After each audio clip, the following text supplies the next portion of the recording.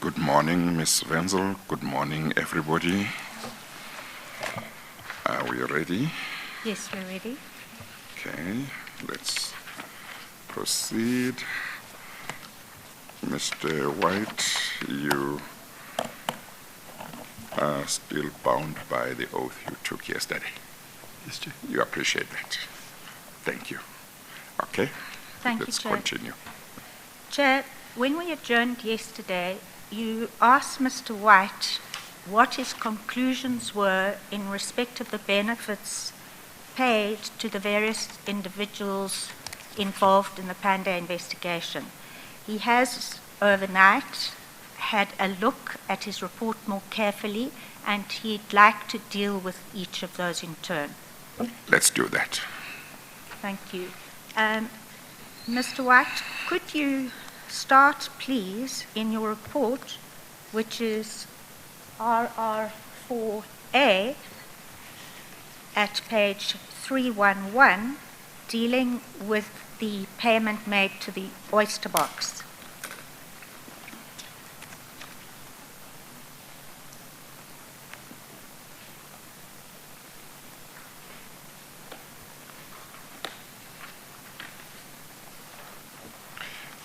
Chair, in that report, actually starts at page 308.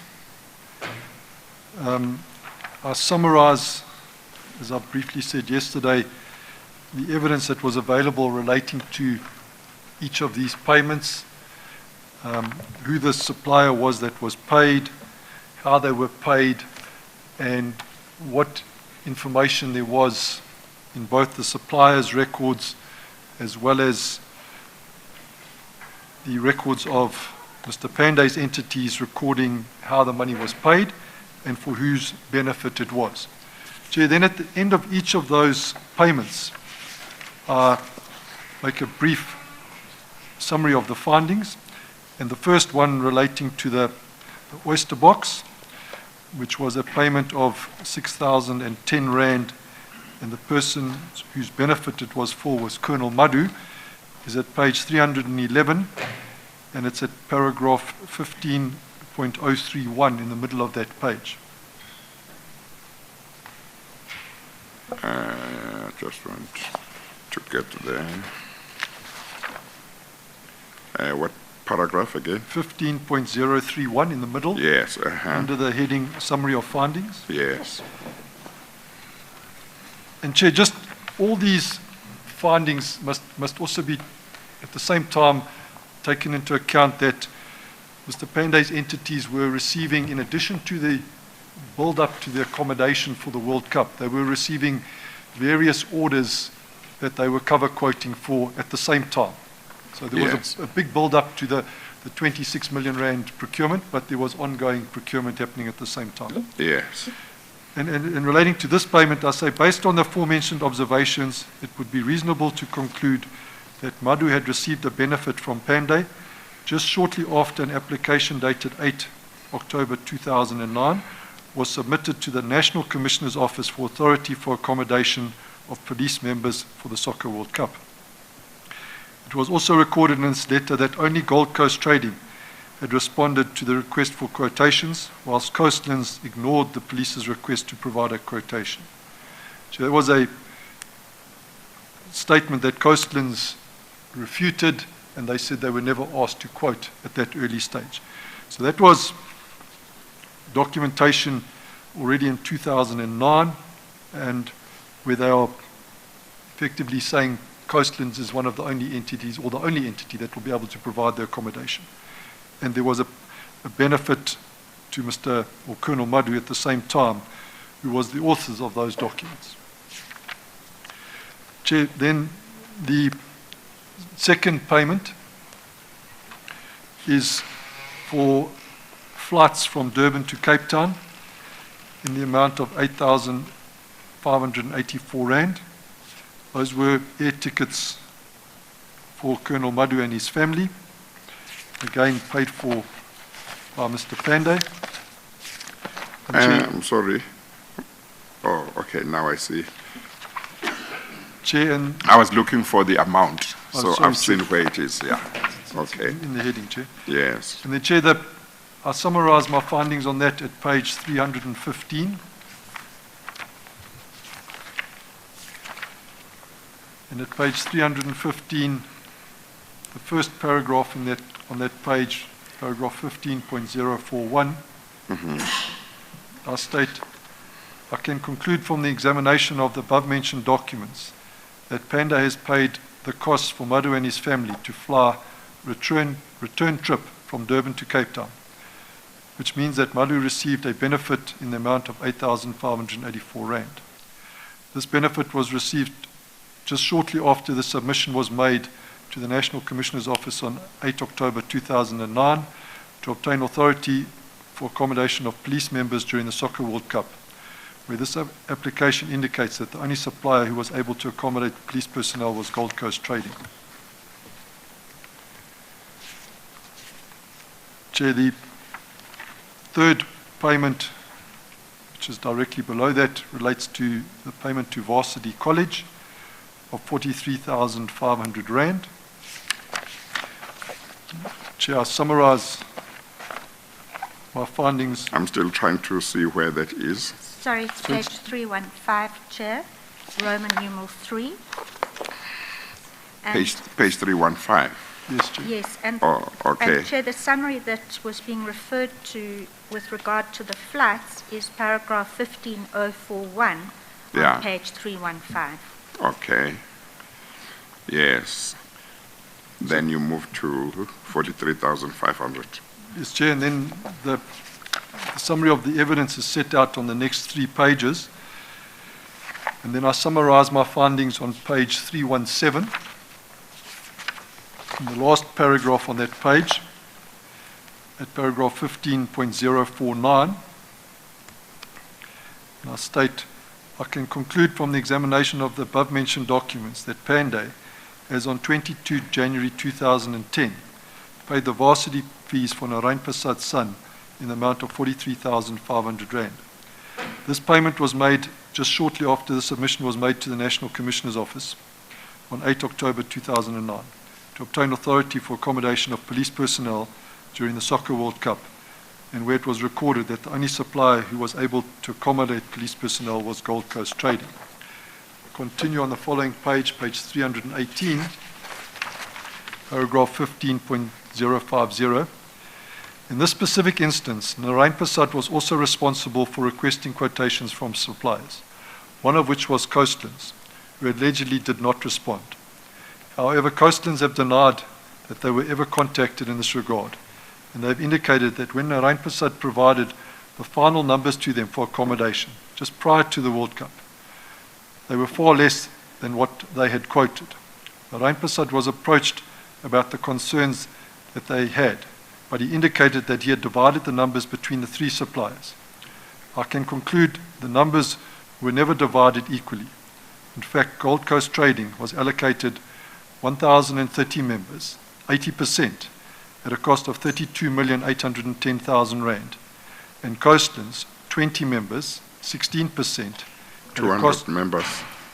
So, 200. It reads 200 members, or is that wrong? no, it's 200 members, Chair, Yeah. at 16%, at a cost of 1,827,500 rand.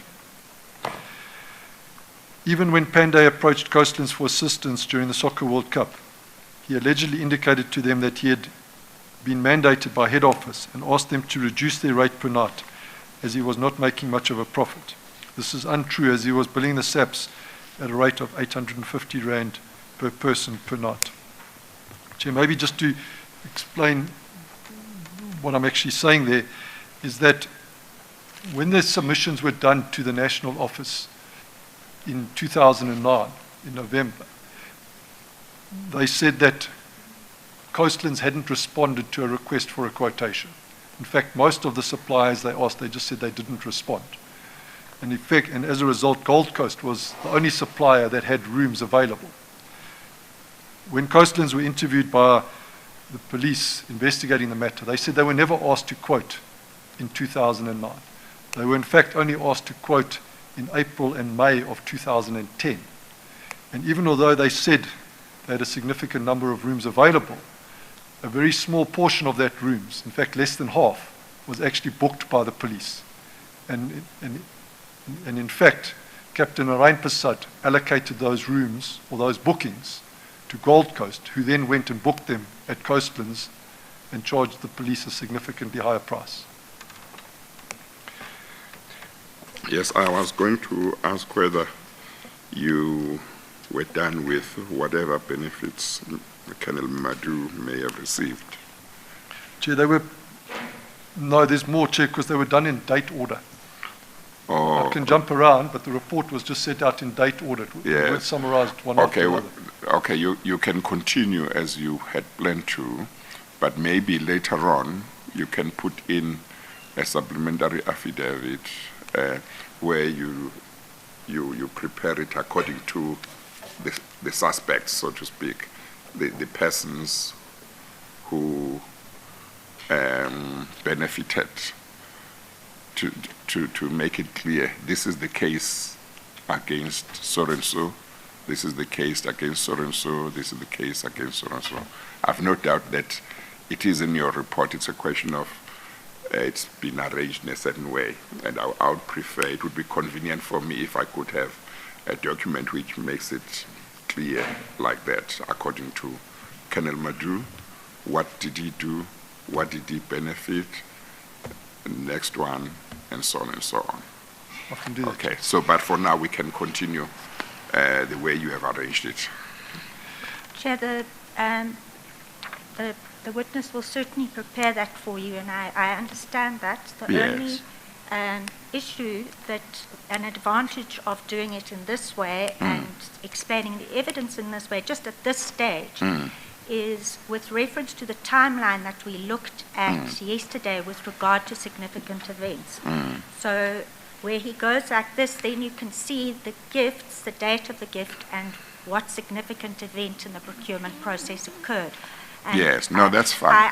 I understood that. as Yes, the no, logic. that's fine. Thank That's you. fine, yeah. Okay, Okay, Chair, so the fourth payment was the payment to game stores. It's in the middle of page 318. It was an amount of 7,154 Rand. Chair, that was the payment for the treadmill that was delivered to Captain Arain Passat's house. And Chair, I summarized my finding relating to that on page 322. that amount is written in an unusual way because of that comma, isn't it?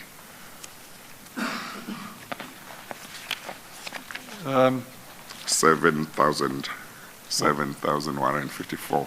So, Chair, throughout my report, I've put commas between the thousands, Oh, okay. the thousands and the millions. Okay, And then okay. where it's sense, it has a full stop. Yeah, yeah. No, that's fine. It just looks unusual to the eye. Okay, all right. Thank you. So, Chair, I summarized the findings to that at page 322 in paragraph 15.065 at the top of that page. Sorry, Chair, I've jumped. Sorry, I should be at page 319, Chair, sorry. At paragraph 15.56 at the bottom of the page. I can conclude from the examination of the above-mentioned documents that Panda has purchased a Trojan treadmill in the amount of 7,154 Rand on his credit card, which was delivered to the residential address of Arain Passat on 26 February 2010. This purchase was made subsequent to the SAP's application to the National Commissioner's Office on 8 October 2009 to obtain authority for accommodation of police members, where it is recorded that the only supplier who was able to accommodate police personnel was Gold Coast Trading. This purchase was also made prior to the appointment of Panda's related entities for a number of orders before the Soccer World Cup.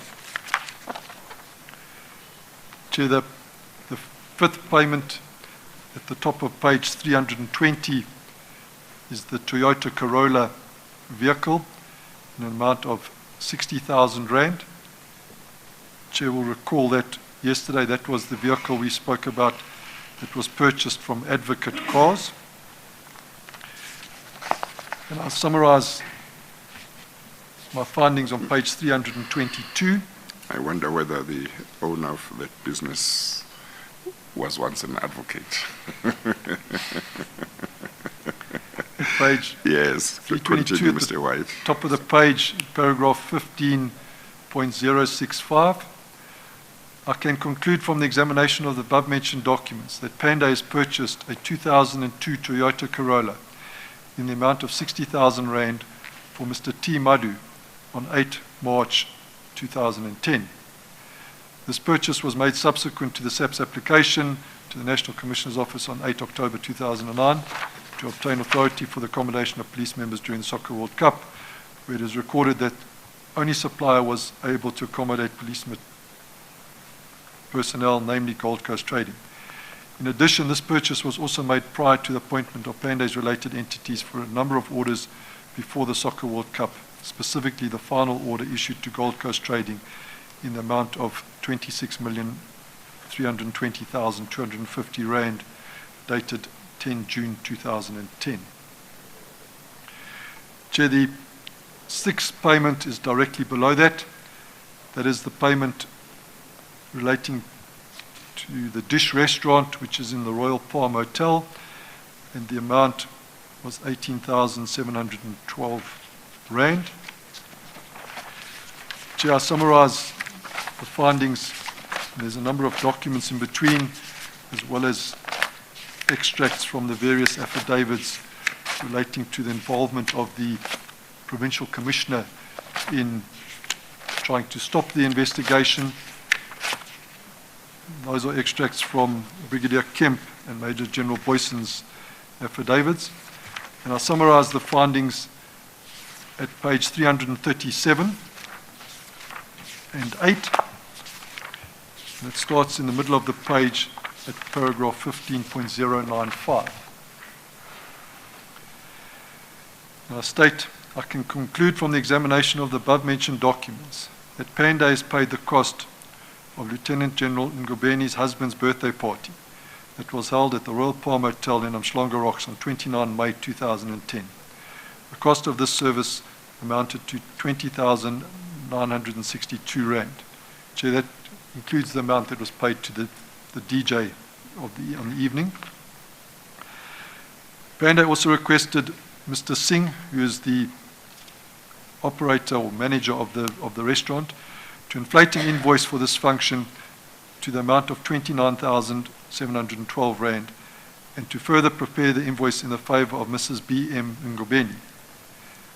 I cannot determine on what basis Panda would have requested Mr. Singh to have issued him with another invoice at an inflated amount, and therefore cannot conclude why this would have been done. However, I can conclude that this gift or gratification to Lieutenant General Ngobeni was done shortly before the deployments for the Soccer World Cup and the final order that was issued to Gold Coast Trading in the amount of 26,320,250 Rand, dated 10 June 2010. Continue on the following page, page 338. In addition, Lieutenant General Ngobeni was aware from reports received from Brigadier Kemp that there was an unusually high expenditure for detachment duties in the province, and that SAP's SCM were not complying with their SCM policy when making these appointments, which reports were received just prior to the date of her husband's 50th birthday party. She also appears to have been instrumental in attempting to stop this investigation. The seventh payment. I'm sorry. Sorry, Chair. Please go back to 337, page 337. Mr. Pandey requested that a further invoice be prepared in favor of Mrs. B.M. Ngobeni. That would be the provincial commissioner, huh? That's correct, Chair. What's the significance of that invoice of a further invoice being in favor of Mrs. B.M. Ngobeni? Chair, If you were able to indicate, I take it that when he talks about a further invoice, I take it that there was one invoice that went to Mr. Pandey, and now he asked the people to prepare another invoice in favor of Mrs. Ngobeni. So, Chair, all I can think is that Mr. Pandey was wanting to show the Provincial Commissioner that he'd actually paid for something that was more expensive than his actual cost incurred. That's only inference. But is my understanding the same as the understanding you gained when you did the investigation? Namely that there would have been a receipt or invoice for that went to Mr. Pandey, and another invoice or a further invoice that went to Mrs. Ngobeni. Chair, the further invoice didn't go to PC Ngobeni. It also went to Mr. Pandey, so he got both. But there's just... But it was in her name. Is that correct? Correct, Chair. And maybe if I could refer to the specific document, just it may be easier to explain. And a copy of that, the second invoice, is at page 325.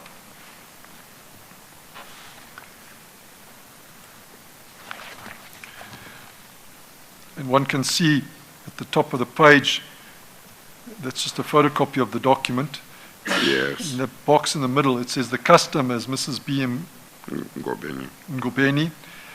And then on the right-hand side, the job number, it says Mr. Pandey. Yes. That invoice wasn't actually paid because the actual price was 18,712 Rand for the same services. Yes. But, is it correct that there were two invoices then? Chair, I don't recall if I saw the first The invoice, one but I for know, 18,000. but the and then amount this one. actually paid was 18,712 Rand. So there would have been a separate invoice for that. Correct, Chair. Correct. And then there would have been this invoice, Correct. which did not represent the true position That in is terms correct, of the Chair. price. Correct. Did these people explain why they agreed to do this? They did not, Chair. Or they have not been asked? They have been asked, They they mu- provided a statement, and they said Mr. Pandey asked them to do it, so they did it. They just did what he asked them to do. So it may have been shown to Mrs. Ngobeni, but you don't know. I don't know, Chair. But its purpose could only have been, or would probably have been that that's the one that she would see. That would be my inference that I would draw, Chair. Otherwise, what was the point? Correct, Chair. Yeah. Okay, all right. Chair. Thank you. Yes. And if I might just remind you, Colonel van Lochrenberg testified about this, and he said he personally went to this restaurant and spoke to Mr. Singh about what had transpired. And he said that there were the two factors. The one was put the invoice in the name of Mr. Nkubeni. The second was inflate the amount. The witness appears to be addressing the second aspect. Why would he inflate the amount? That might be to show Mr. Nkubeni that he paid more. Colonel van Lochrenberg surmised perhaps there was a tax reason to this. But in regard to the first aspect, change the name of the invoice, he admitted that he did change the name so that the first invoice was in the name of Mr. Pandey. If I might just address that aspect with the witness. Yeah. Thank you. If he has knowledge of it. Yes. If this invoice, and which you now categorize as a gift, was in the name of Mr. Pandey, paying for a birthday party of Miss Nkubeni, would there be a paper trail between the gift paid by Mr. Pandey and Miss Nkubeni? So, Chair, there is a paper trail for 8,712 Rand. So the first deposit was made in cash by Mr. Pandey. The balance of the money was paid using his credit card. So there is some way of tracing it as a result. But, Chair, the other point there's no tax benefit in doing what was done here. Because Yes. if this invoice was made out in the name of Gold Coast, then they could claim it as an expense as part of their normal business. But the fact that the invoice is made out to Mrs. B.M. Ngobeni, or even Mr. Panda in his personal name, would mean his company can't claim it as an expense for tax purposes. So inflating it, there's no reason to inflate it for tax purposes, because otherwise it would have to have been made out in the name of Gold Coast. So let's go back, leave the inflation of the invoice for the moment. Let's focus only on the change from the name of Mr. Pandey into the name of Ms. Nkobeni. If this party had been invoiced to Ms. Nkobeni and she had paid for the party, would there have been any difficulty? No, Chair. If this was invoiced out to Ms. Nkobeni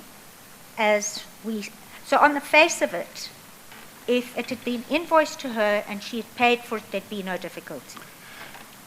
Chair, there wouldn't be, but there's a mistake in trying to do that in this invoice, is that Mr. Pandey's name still appears on the face of the document under job number. Yes, I was about to say that So they didn't achieve that objective if that's what they were trying to do. They should have had his name nowhere on the document. yeah, it would be interesting to know what Mr. Pandey would have to say about why his name appears here in an invoice that is made to customer PM Ngobeni. Yeah. So Chair, just in that regard, none of the suspects were interviewed. I mean, the Yes. intention was that once a charge sheet had been drawn up, warning statements would be taken by the police, and all these questions would be put to them Yes, if they yes, didn't decide Because to remain silent. It leaves it as an incomplete story, in the sense that maybe at least in regard to certain matters, you don't know what the explanation is that may be given. I don't, Chair. Yes. Okay, thank you. Mr. White? Yes. I think counsel for, yes. Judge, I don't want to interject, and Yes. I notice patiently that everyone appeared to be struggling a little bit with this issue. Yes. But Judge, there's no secret about this. Yes. Oh. Yes, Judge, it's filed in High Court papers Oh. Okay. already. Oh. The full is it so? explanation is under oath by Yeah. Ms. Ngobeni. It seems that the witness and the investigators Have not have got not to that. disclosed that, or maybe have not seen Yeah. it Well. themselves. Well. That will come in our reply, Judge. It Well, is- thank you for that information. The investigators and the legal team, if they got to know about that, should have made sure we have got those papers. Judge, yesterday, in anticipation of this, Yes. I mentioned it to the junior that Yes. it's already filed before the yes. High Court. Yes. There is there's no Yes. secret about this, Judge. Yes. So Well, thank you for that. I say to the legal team all the time, if there is a witness who is going to be called and some of the issues that he or she is going to deal with are issues which have been covered in some litigation, get the papers from that litigation from court so Judge- that we have as complete a picture as possible of Judge- what's happening. It's absolutely correct. In fact, I will even supply them the case number as Yeah, well. please, if you can give the case number. It's a matter of public record, so it Yes. will assist with. Yes, Judge, with all of those things. Yes. Yes. No, thank you very much. Thank you, Judge. Thank you. Chair, for the record, apparently something was mentioned to my junior, but it wasn't conveyed to me. So I didn't know about that, what had transpired. But if I can deal with this perhaps with the witness. Yeah, well, my concern is how did it come about that the legal team didn't know and the investigators didn't know? It may be that the legal team might not know, but I would have thought that the investigators, when they investigate, they would get to know that there was litigation, and they would mention that to the legal team, and the legal team would then say, let's get hold of those papers so that we have a full picture. Yes, Chair. Apparently this was mentioned at 4 o'clock yesterday afternoon. I can tell you that I was not aware of this, but what I would suggest is that I get a copy of the explanation, and I will address it with this witness today. But I don't obviously want to do it without consulting the witness on this issue. So if we can park this for a... That's fine, but also don't deal with it if you haven't done the homework, so to speak. Yes. If you get those papers and get the whole story first. Yes. But I would have expected you to have asked the investigators, these witnesses, are there no matters which have been to court that they'll be dealing with? Because you remember, in regard to the IPIT witnesses, as well as General Poison, I said, let's get all litigation, court papers, judgments, affidavits, let's get everything that may be relevant to give us the whole picture. So I would have thought that you would have said to investigators, is there any litigation that's relevant to this?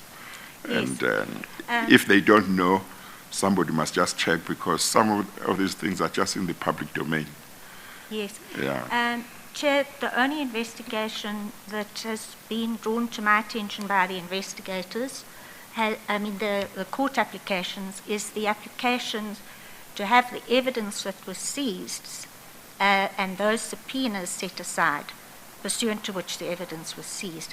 So I was aware of that litigation. I was aware that that was dismissed, and that after that there was the attempt to bribe General Boyson. And do we have the papers relating to that? Yes, we do. And we have the judgment as well. Yeah. So we have all those papers. I have never been told about or shown these. I can get, and I will get, an explanation from the investigators as to how, where, or if they did know about this, and I will report back to you on that issue. Yeah, no, that's fine. But just remember, I always emphasize the investigators must be guided by the legal team. You are the people who know what may be presented at the hearing, what may not be presented. You are the people who are driving the process of presenting evidence, and the investigators need guidance as to what they must pursue. Yes, I understand that. And clearly, Chair, if I had been told this at 4 o'clock yesterday afternoon, the first thing I would have done is obtain these papers and be in a position to properly address you this morning. Yeah, no, well, getting to know yesterday is to this morning is too short a time to get the papers. So there wouldn't have been much time to get the papers. No, I understand. Yeah, but the process to get the papers must start as soon as possible. Yes, it will start as soon as possible. Okay, all right. Let's continue. Now,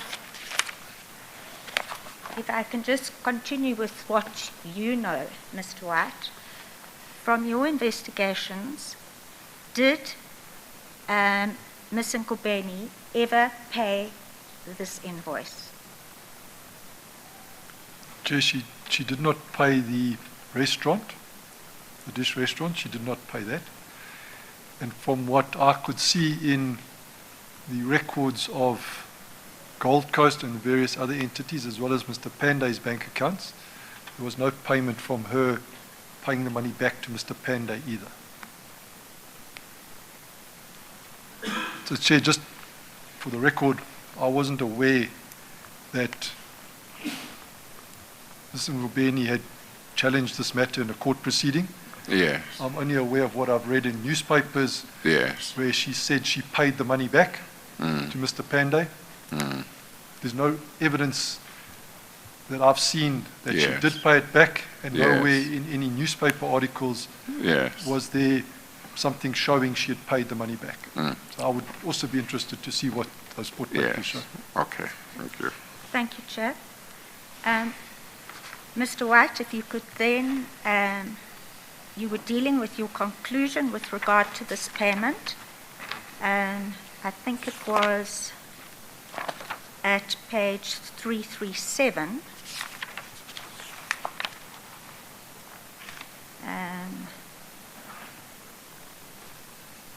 To 8, 3 to 8. If you could deal with that. So, Chair, I completed that, and then we just went back in response to your Oh, question, yes. Chair. Yes. Okay, you may continue. Chair, the seventh payment continues at page 338, and that is to the Protea Hotel Waterfront in Richards Bay. And the summary of my findings is at page 340. And I say, I can conclude from the examination of the above-mentioned documents that Pandey paid the cost for accommodation of Narain Prasad at the Protea Hotel Waterfront, Richards Bay, during the period 3 April 2010 to 5 April 2010 in the amount of 7,256 rand. Chair, then the last payment was a payment to Europcar in the amount of 1,535 rand 92 cents. Chair, I don't make a specific conclusion about Major General R.S. Pillai's involvement. I'll just summarize the facts, as in summarizing that he was the person that hired this vehicle at the Durban International Airport, and that it was paid for by Gold Coast Trading. Chair, then, Is there any particular reason you didn't make any conclusion? there's not, Chair. I don't know why I didn't. I actually only noticed last night when I was preparing for this morning that I hadn't. But I do refer to Yes. him in the final conclusions at the end of my report, Chair. Yes. And Chair, maybe it would then be appropriate to refer to that, which is at page 509, which is the last two pages in that bundle, RR4A. Just I summarize my findings, most of which I've already referred to yesterday, but there's effectively 3 paragraphs at the very end that draw it all together, starting at paragraph 21.024, the second to last paragraph at page 509, and those 3 paragraphs read as follows. Pandey, with the assistance of Pravisha Pandey, his wife, and Arvenda Pandey, his mother, set up a number of entities which he controlled but gave the impression they were independent of each other. These entities were then used with the assistance of Madhu, Narain Prasad, Major General Pillai, to make various misrepresentations to the SAPS, and in so doing manipulated the SAP's procurement process so that they were awarded orders for the supply of goods and accommodation at significantly inflated prices that were not market related. Lieutenant General Ngobeni intervened in the investigation into the procurement-related procedures and tried to put a stop to any further investigation by giving direct instructions in this regard. And then the last paragraph on the last page, 510. During the same period, the goods stroke accommodation was being supplied by Pandey-linked entities at inflated prices to the prejudice of the SAPS. And when Lieutenant General Ngobeni tried to stop any further investigation, Pandey was making payments on behalf of or purchasing various items, from airfares, a car, accommodation, a birthday party dinner, etc., for Madhu, Narain Prasad, Major General Pillai, and Lieutenant General Ngobeni. Thank you. Mr. White, you have said broadly that I'm sorry. Does that conclude the findings that I was looking for? It does, Chair. Or there to was the- still some outstanding? It does in the It format does. that are included in this report, Chair. Yes, okay. Mr. White, are there not some further overall findings which you make from paragraphs 15.113 to 15.119, pages 341 to 343?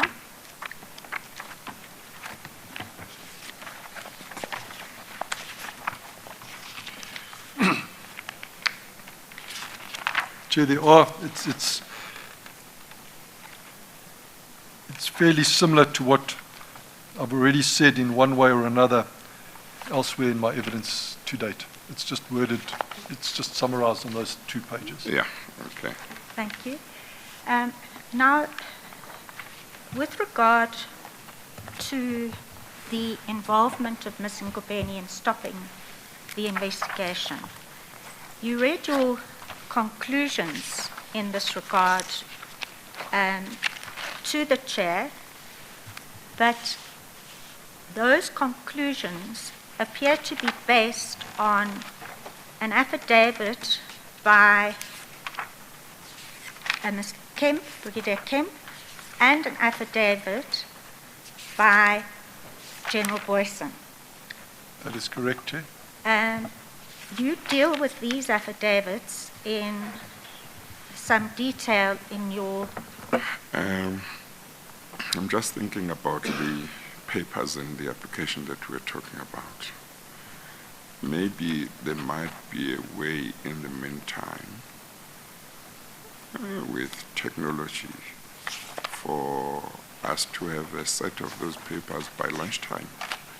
Yes, I can see no reason It why ought to you be shouldn't possible. particularly... Yes, so could that be done so that as soon as possible somebody can have a look at the papers. I don't know how voluminous they may be. They may be quite voluminous, but let's get hold of them as soon as possible. I think Council wants to say something. Sure. Thank you, Judge. I might be of further assistance to the Commission. I'll be very grateful for Yes, that. Judge, and that is in respect of the allegations that being referred to in the report by the witness. Yes. This was the subject matter of an application to strike off Yeah. that was brought before the Durban High Court. Yes, I'll try and access the case number remotely as well thank you. to hand it over to my learned friends. Thank It's you. quite apparent that the legal team and the witness don't have much knowledge of this. Yeah. This happened a Yes, few years ago, but yes, maybe subsequent to the report. yes, okay.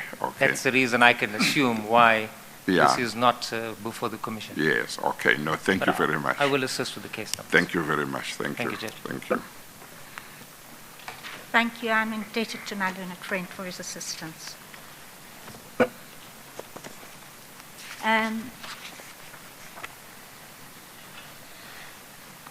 Apart from the payment of the birthday party, which you have referred to Lieutenant General Ngobeni,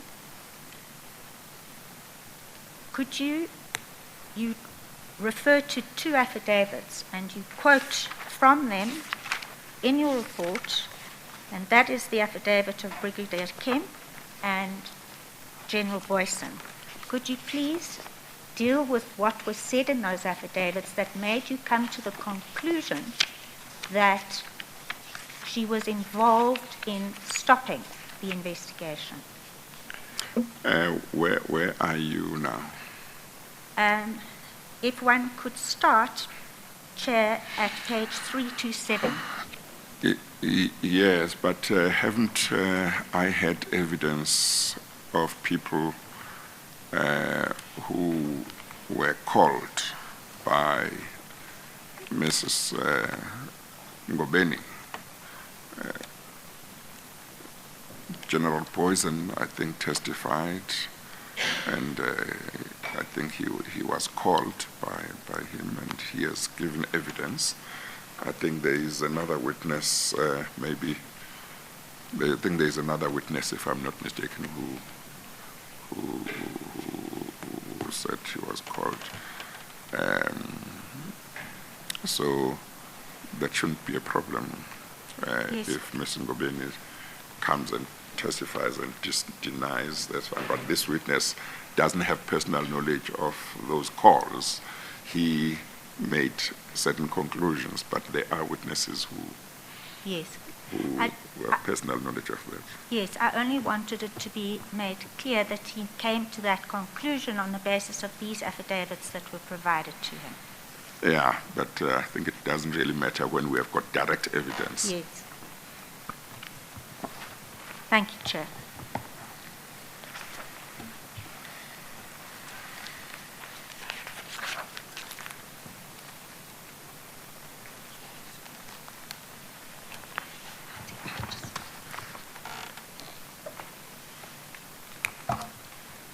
Chair, unless you have further questions about the investigation itself and what it revealed, I propose now to deal with what then transpired with regard to Mr. White's report and the involvement of the National Prosecuting Authority.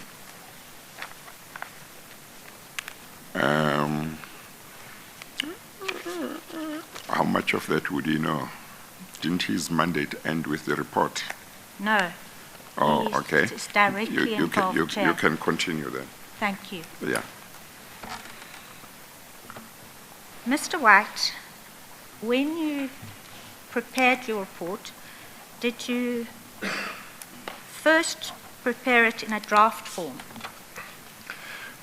I did, Chair, and I set it out in my affidavit at RR4 on page 26.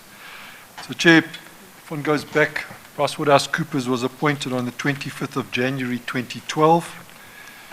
Some 15 months later, on the 10th of May 2013, I prepared a draft report. It was 373 pages and contained 20 lever arch files of annexures. And that report was given to Colonel van Lochenberg, the lead investigator in the matter from the police. And I was informed that it was then also given to Advocate Letsolo, who was the assigned prosecutor in the matter. And to which unit, do you know? From the Special Commercial Crime Court in Durban. There was then a meeting held on the 21st of May 2013 that I attended. And this was where the report was discussed with Advocate Letsolo. It was given to him, and he said, due to the length of it, he would need some time to study it, and once he had studied it, he would come back with any queries that he had. Was that just the report only, or the lever arch files with annexures as well? It would have included the annexures, Chair. Sorry? It would have included the annexures. Oh, okay. But, Chair, the report, you need to read it with the annexures. Okay, all right. Did Advocate Letsolo raise any queries or provide you with any comments at that stage? So, Chair, some 6 months passed, and then I received a message from Colonel van Lochenberg on the 2nd of December 2013. And he said Advocate Letsolo had studied the report and he wanted to meet to discuss his queries. Chair, a meeting was scheduled for the 10th of December 2013. That meeting... Is that in the affidavit? Yes, sorry, Chair. I should have assisted you. I apologize. The witness indicated that he's now referring to his affidavit, and he's dealing with his affidavit from paragraph 28, Chair, on page 26. From what paragraph? Or page? 26. Is that a page or paragraph? It's a page. And he has dealt with paragraph 28. He's now dealing with a meeting on the 10th of December 2013, dealt with at paragraph 30, Chair. Okay. So, Chair, that meeting on the 10th of December, it was chaired by the lead prosecutor in the matter, Advocate Letsolo, and Advocate Vimbani, the head of the Special Commercial Crime Court in Durban, was also present. as well as the, I guess, unit rather than court. sorry, Chair, I think I saw that yeah, an SCCU, advocate Chair, can't yeah, be head of a court. yeah, I apologize, Chair. Yeah, he must be head of the specialized crime unit in the NPA, I think. Correct, Chair. Yeah. Okay. Yes. As well as the various investigating officers and the manager assisting me in the matter, Ms. Fernell Noble from PwC. At this meeting, Advocate Letsolo raised a number of queries, mainly where he requested some clarification in the report. We made good progress, but we only got to page 116. And I can confirm that because I kept notes of what was discussed. There was a follow-up meeting then scheduled after the Christmas break for the Okay. 15th Before of you June. go, you leave that meeting. Are there any queries that he raised that are important to share with me that were discussed at that meeting? No, Chair, it was more, Nothing of importance. nothing that wasn't included in the final report. Okay, So it was all more of a clarification nature, Yeah. add something extra here, or what Yes, do you mean by okay. this? Okay. All right. Before you go on, you mentioned in your affidavit that Advocate Vimbani was also at that meeting, That is correct, Chair. and what was his involvement? Chair, it's a lady. She was just also there. I mean, I presume in Yes. support of Advocate Letsolo. Okay.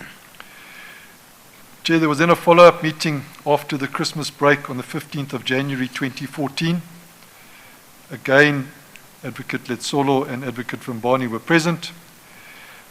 And we went through the balance of the report, and there was, again, a number of minor additional aspects that they wanted me to consider. Chair, that I then amended the report, updated it, added additional information. There wasn't additional documents, it was just more of a clarification nature. And there was a further meeting set for the 14th of March. So up to the end of this second meeting, there was nothing that appeared to give him any fundamental difficulty with the report. Correct, Chair. It was clarificatory questions and so on, Correct, Chair. and maybe even some minor suggestions about some issues. Correct, Chair. Okay, all right. Chair, I attended to those queries, and there was a further meeting set for the 14th of March 2014. Again, this meeting was chaired by Advocate Letsolo.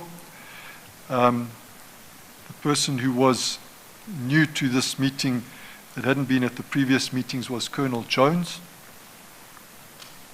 Chair, and the main purpose of this meeting was, my understanding was to discuss the final report that had now been prepared and to see whether there was what the way forward was, and to discuss.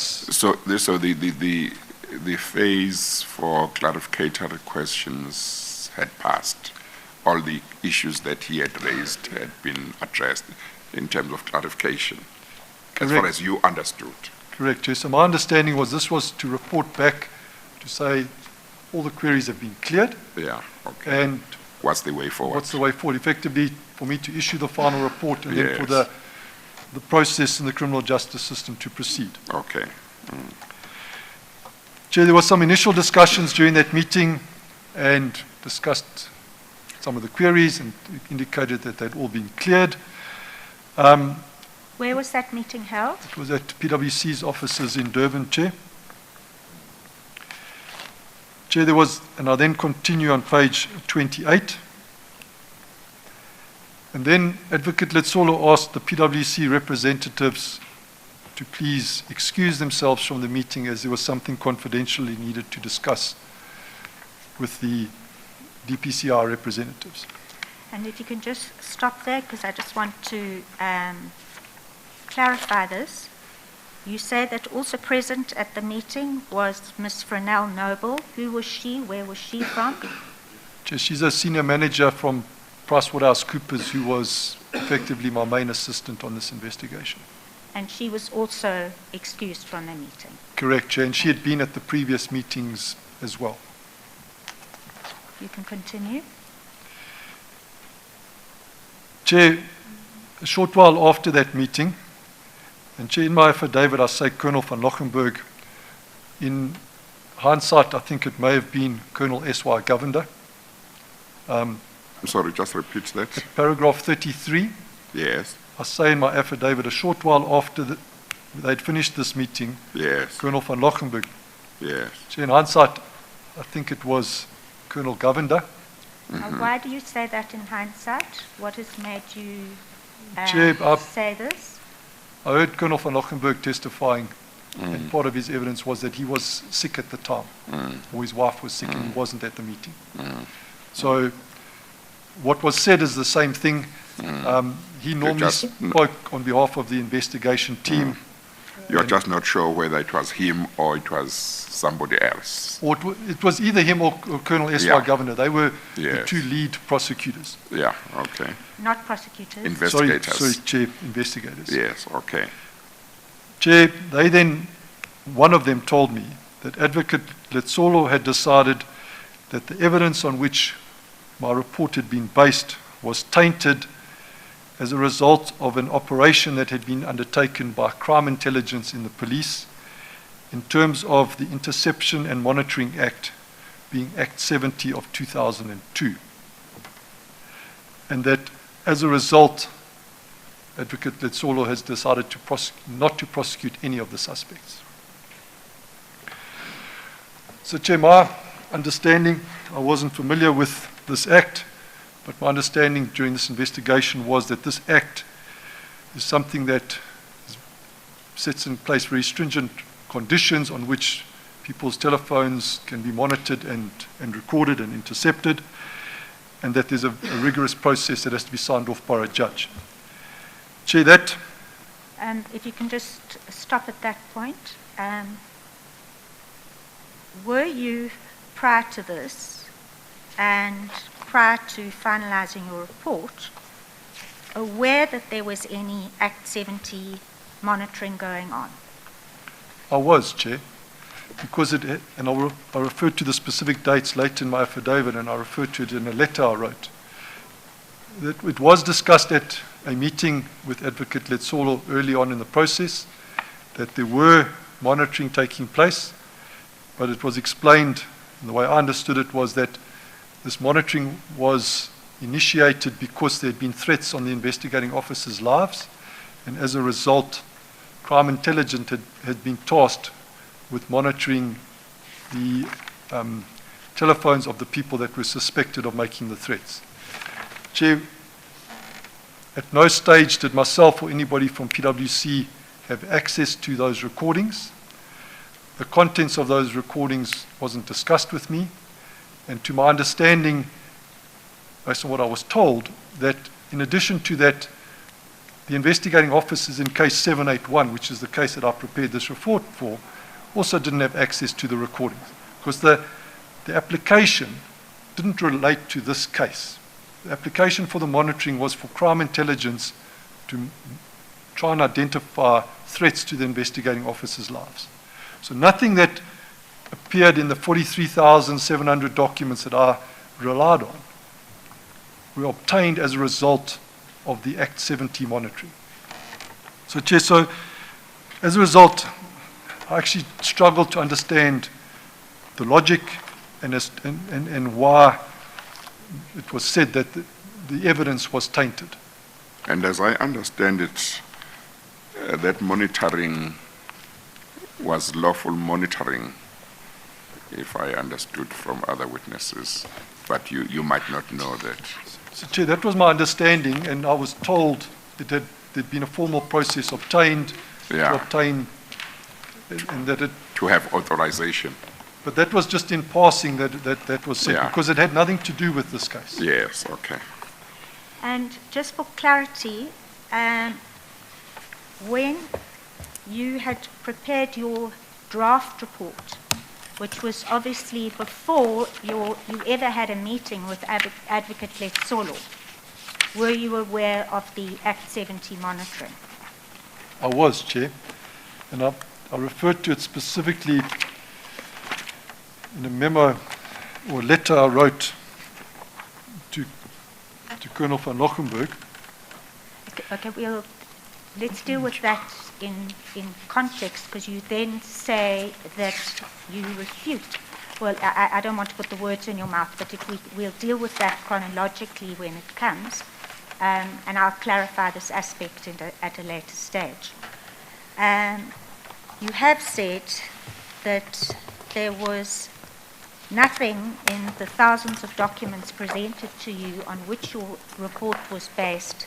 There was no evidence that you relied on that had been obtained as a result of this monitoring. Is that correct?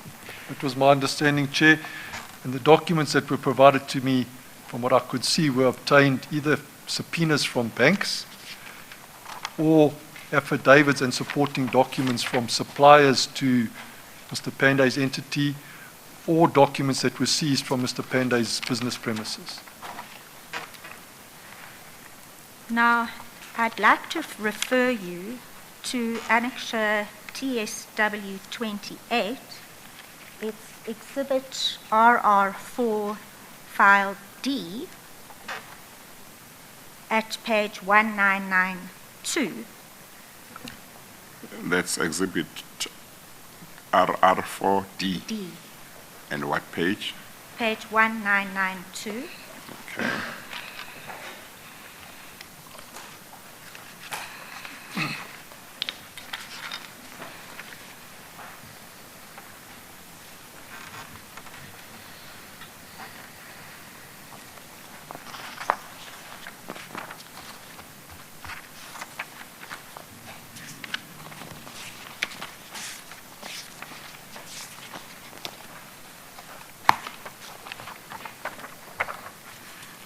Yes.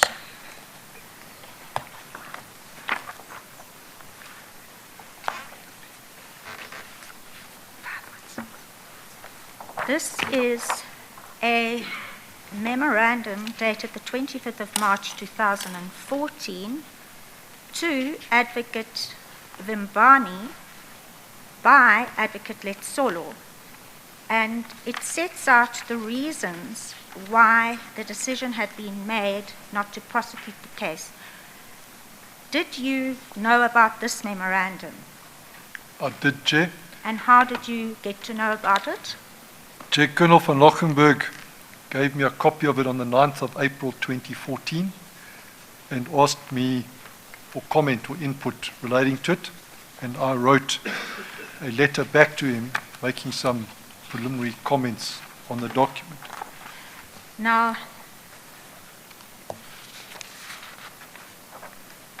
the letter that you wrote back, Chair, is found as in file RR4B for boy or bad, and it's at page 516, Chair. Yes, no, that's fine. If the witness has got it and you have got it, you can continue. I remember the letter quite well. Thank you. Now, having regard to the reasons provided in the memorandum and your response, could you tell the Chair what did you convey in your letter, and if there's anything you want to add with regard to the memorandum, feel free to do so. Chair, Maybe let me put it this way. At this stage, we know what Advocate Letsolo said with regard to his reasons for declining to prosecute. You were given a copy of that letter. You responded quite in detail. This is the chance for you to tell me what your views were about that decision and the reasons that were given to justify that decision. So, Chair, based on my knowledge and my involvement over the 18 months in the case, the reasons given didn't make any sense to me. I'd never had access to anything from the Act 70 monitoring, Advocate Letsolo had been told at one of the early meetings that there was such monitoring taking place and it didn't relate to case 781, which is the reference number for this on the police system for this investigation. Was that a matter that was denied by Advocate Letsolo? Well, he said, Chair, that the first he knew of it was when he received representations from Mr. Pandey in, I think, February of 2014. Chair, that just wasn't true, because I'd been at a meeting where it was discussed way earlier in the investigative process. Chair, so that was the one thing which was factually not true. You can repeat the points you made in your letter. Feel free to do that, Okay, and Chair, at least the important ones. okay. So, Chair, maybe just before I do that, if I could just highlight a couple of extracts from the memo written by Advocate Letsolo on the 25th of March, just in the context of what I've testified in the last days. Yes. At the second page of his memo, at page 1993, in the first paragraph at the top of that page, he states, I informed him that based on the information contained in the docket given to me, that there's just no evidence against the Provincial Commissioner. Colonel van Lochenberg responded thereto by saying that if I'm not going to charge the Provincial Commissioner, I may as well just close the docket. Chair, that I do recall that discussion taking place. Colonel van Lochenberg, in the discussions with Advocate Letsolo in those previous meetings when we were discussing the draft report, he was asked, what do you think of the evidence? How strong is the evidence? He confirmed he thought there was a good case and there was strong evidence against the accused. He was initially unsure against R.S. Pillay. Then he, at a following meeting, said he agreed there was evidence. But he at no stage was mentioning the Provincial Commissioner. Colonel van Lochenberg then said, well, what about the Provincial Commissioner? And he was of the view that there was no evidence against the Provincial Commissioner. And did he say why? He just said he didn't think there was. He believed that the docket and the forensic report and the supporting documents didn't indicate. That included the affidavits of Brigadier Kemp and Major General Boyson. He was of the view there was no evidence.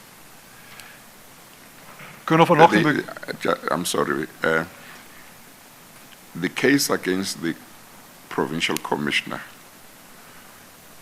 did it relate to the instructions that the investigation should be stopped only, or did it also relate to anything else she may or may not have done with regard to the benefit or the payment by Mr. Pandey for her husband's birthday party? Or was the position, was it the case that because Mr. Pandey was paying for the birthday party of her husband, this is what motivated her to give the instructions? So, Chair, that was the conclusion the investigating team came to. Yes. Was that the interaction with Brigadier Kemp and Major General Boyson started a few weeks prior to the birthday party being paid for. So the inference that the investigating team was drawing, or was wanting the prosecutor to draw, was that that payment directly related to a inducement for the Provincial Commissioner to act in the interests of Mr. Pandey and try and stop this investigation. Okay. So that's what the investigating team was. Yes. And the timing, it's all within a month, Chair. The initial instructions to stop, it's followed by that, and there's a further instruction to stop. And the investigation continued, but there were direct instructions to stop. Yes, okay, all right, continue. Chair, there's then in paragraph 3 on page 1993 of that memo, it says, on 14 February 2014, I was provided with a copy of the representations made on behalf of Toshon Pandey. Chair, those representations weren't made available to myself, so I couldn't comment on them. So the meeting that took place now, where a decision was made not to prosecute any of the suspects, that's not the normal process, Chair. In all the years I've been involved in these kind of investigations, assisting the police, the normal process is the prosecutor would share those representations with the investigating officer, as well as the forensic auditors that are appointed, so that we can provide input into seeing, one, whether the representations are actually based on real facts compared to what we have, but also secondly, to then say, normally there would be further work to be done by the investigation team. Because based on a representation, the prosecutor may say, well, if go and check A and B, and if you can prove those points, then the representations aren't valid. So that would be the normal process. In this instance, it wasn't made available to myself for comment, and to my knowledge, it wasn't made available to the investigating officers either for their input. So that's just the second point which... Well, you said that you have been involved in many investigations, forensic investigations, over the past 20 years. Would many of those have entailed you working with the police and prosecutors, or not really? Jim, or only some? Chair, most of them which relate to criminal investigations had that involvement. Yeah. So, Chair, in many instances, as the matters proceed, even although the forensic report is complete, there's then the prosecutors ask for assistance with the summary of the substantial facts for the indictment or the charge sheet, because they just the detail, not the actual charges, but the facts. And then in response to requests for further particulars. In some of these cases, those requests are very substantial. And in some instances, because of our involvement with the documentation, it's easier to identify the relevant extracts that the prosecutor needs to refer to in those responses. So it's very much normally a team effort. The investigating officers from the police, the forensic accountants, as well as the prosecutors working together to get to the end result. Okay, thank you. I think let's take the tea adjournment and then we can continue. Thank you, Chair. We'll take the tea adjournment and we'll resume at 11:30. Thank you, Chair. We adjourn. All rise.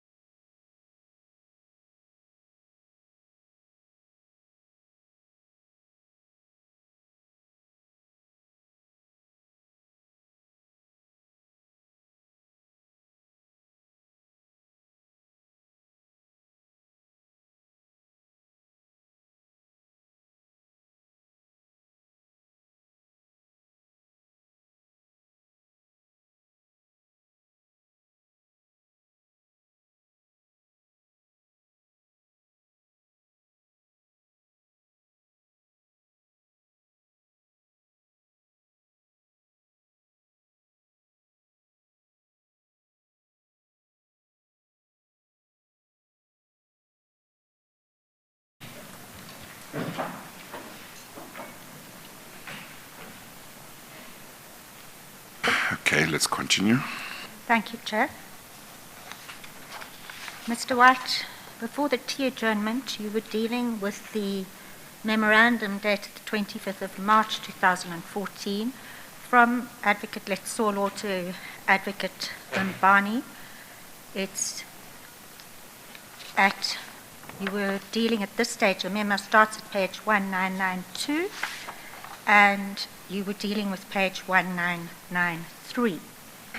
Maybe what we should do, because it is a detailed letter, your response, when you get to it, maybe you can confirm whether the contents of your letter commenting on Advocate Lolo's decision and his reasons, whether you stand by what is stated there, and then you can highlight those points in your response that you regard as quite important to mention, but you confirm that the whole contents are still what you think about that memo. Okay. Yes, yeah. Thank you. Chair, maybe just two other paragraphs in that memo of Advocate Letsolo. The first one at page 1993, paragraph 3.2. It reads, it is important to note that at no stage whatsoever was I informed by the investigating officers in this case that there are tape recordings available in this matter. So, Chair, well, firstly, it's correct. There weren't tape recordings in this matter because they related to a crime intelligence matter that wasn't related to case 781. It related to the threats on the investigating officers' lives. But in that regard, Chair, I was present at a meeting on the 21st of May 2013 where that was explained to Advocate Letsolo. So he was told there is monitoring, and that's what it relates to. It doesn't relate to this case. He goes on further in this paragraph and says, the first time I became aware of this specific issue was as a result of the representations made on behalf of Toshon Pandey. So, Chair, that's just not true. And then furthermore, there is nothing in the docket to suggest or indicate that there was an application made for the authority to permit the police to monitor certain telephone conversations. The nature of the investigations in this matter is straightforward, and there was no need for an application of this nature to be made. Chair, that's 100% correct. You wouldn't expect it to be in this docket. It didn't relate to this docket. The matter was straightforward. It was based on documents and payments. So there was no need for a monitoring of the telephone conversations of Mr. Pandey, Colonel Madu, or anybody else. Does the part that you just read of his memo suggest that, one, he thought the monitoring related to the 781 investigation, two, that he thought the monitoring of telephone conversations was done without necessary legal authorization? When I read that part, I gained that impression, but that impression may be wrong. I'm just checking with you. When he says there was no application, Chair, there was no application in 781. correct, Chair. But as I understand the position, there was an application in regard to the death threats of the investigators. Correct, Chair. But I got the impression that he was saying or suggesting that the monitoring that had happened had not been legal. Is that the same impression you got, or not necessarily? Or am I missing something? Chair, it's not the impression I got because I knew for a fact that he'd been told. So I didn't read it that way because Yes. I knew he'd been told there was monitoring and he'd been told what it was about. Yes. So I didn't read it in the way that Yes. the chair suggested, Yes. because I knew the background. Yes. But why would it be relevant to say there was no application in this case? Again, maybe I'm asking you something you wouldn't be able to deal with because you don't deal with those things. I was just wondering why it was important for him to say there was no application unless he took it. He was of the view that the monitoring of the conversations was illegal. Chair, the inference that can be drawn is that an excuse is being looked for, Chair. The evidence, it's been confirmed, it's good evidence. There's now further questions being asked about the Provincial Commissioner. The prosecutor was uncomfortable with whether there was sufficient evidence. The investigating officers were fairly insistent there was sufficient evidence. And suddenly, without addressing the fact or the query from the investigating officer of, is there sufficient evidence to prosecute the Provincial Commissioner, suddenly the case there's a decline to prosecute the entire case without dealing with the merits of the case, but for an external reason, which then doesn't deal with a case that the prosecutor's already said there's a good case. And Chair, and in that regard, in the last page of that memo, at paragraph 7 and the last page is page 1997. Yes. 7.41, he then states, I'm not prepared as a representative of the state to go to court with dirty hands. I do not want to be seen to be condoning improper investigative techniques by the police. In paragraph 8, I've therefore taken a decision to decline to prosecute this matter. So, Chair, nowhere does he say there's no case, but he now comes with a reason which on the facts is actually incorrect, Chair, because the facts don't, as I know them, don't support the Act 70 and the use of it in this case, because that was a crime intelligence matter. Ms. Wenzel, is my understanding correct that the monitoring of the conversations had been authorized by a judge? Yes. So it would have been lawful monitoring. Yes, it was.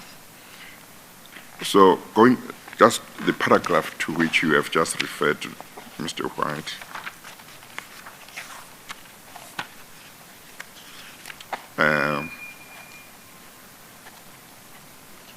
It's difficult to think that he would have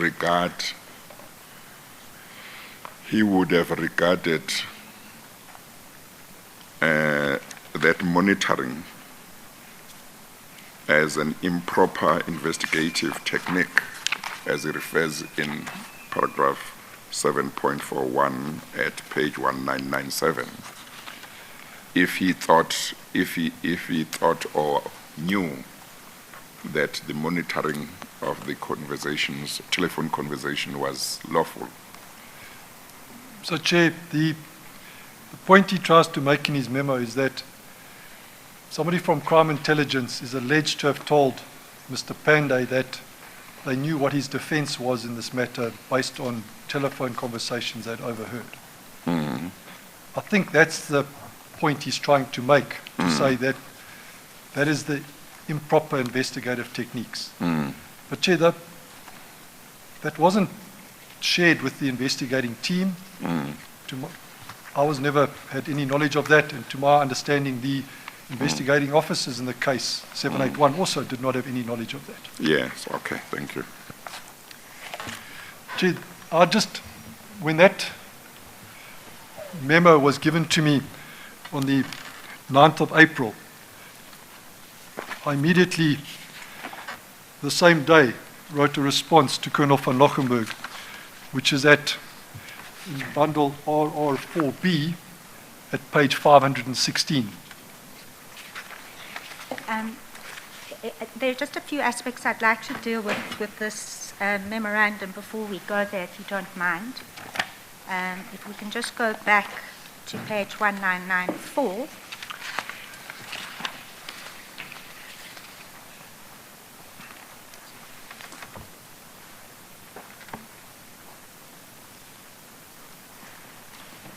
And I want to refer you to paragraph 3.6 again, where it is stated, once again it needs to be emphasized that taking into account the nature and extent of the investigations that were being carried out in this matter, there was no need whatsoever for such applications to be made. You see that? I do, Chair. Now, as far as you're aware, was there any illegal monitoring in this matter being undertaken by the investigators in this matter? No, Chair. And if one then has regard to paragraph 7 on page 1996, it says, in light of what is postulated above, and more in particular taking into consideration that public policy is concerned, not only in ensuring that the guilty are held accountable, but also that the investigating and prosecutorial agencies conduct themselves with propriety in securing evidence against criminal suspects. That public policy also sets itself firmly against admitting evidence obtained through improper means or evidence obtained in deliberate or flagrant violation of the Constitution. Was any of the evidence that you relied on obtained by improper means or in deliberate or flagrant violation of the Constitution? Not to my knowledge, Chair. And Chair, where, like by way of example, we relied on the documents seized from Mr. Pandey's business premises. There were court challenges in those processes, and the investigating officers were found to have complied with the law. And then paragraph 7.2, it says... Well, before that, just I think the paragraph to which you just referred, Ms. Wenzel. Yes. So he says,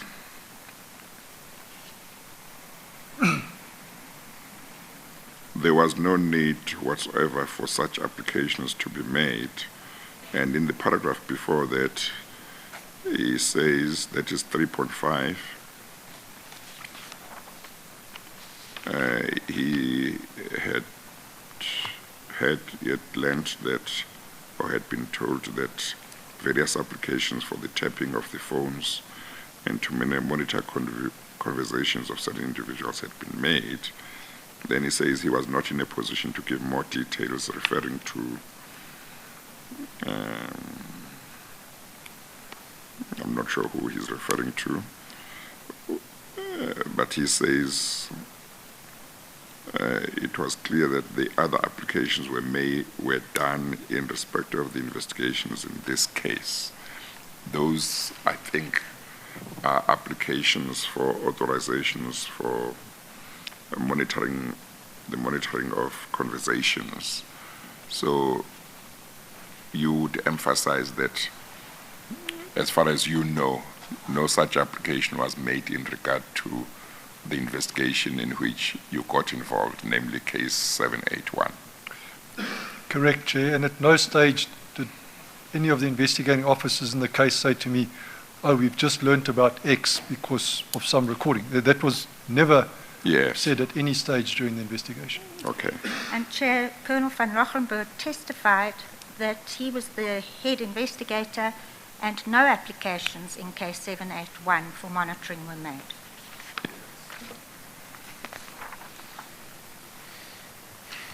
Now, referring just finally on page 1966, after we've said that the implication is that the evidence had been secured in a clandestine, illegal, improper, unconstitutional manner,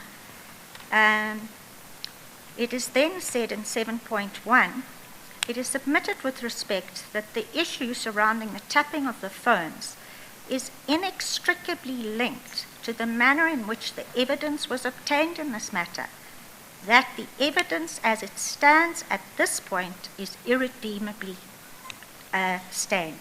Was there any evidence that had been submitted to the advocate prior to this, dealt with in your report or in the docket, that indicated that there was any evidence obtained through the monitoring of a phone? There was none, Chair. He then concludes 7.2, to take this case to court under these circumstances would mean that I, as the prosecutor, will have to turn a blind eye to the manner in which the evidence had been obtained and subject the judicial process in moral defilement, something I am not prepared to do. Was the... Chair, again, there was, to my knowledge, there was nothing wrong with the manner in which the evidence was obtained, and where it had been obtained in terms of a search warrant, it had been challenged, and the finding was in favour of the state.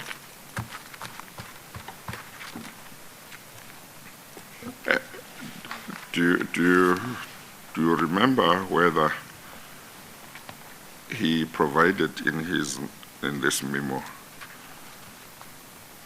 any evidence showing that there was evidence obtained for the 781 investigation that was improperly obtained? There's not, Chair. This memo, Yes. all he does is refer to representations made by Mr. Pandey, Yes, which the investigating team wasn't asked to provide input on. yes.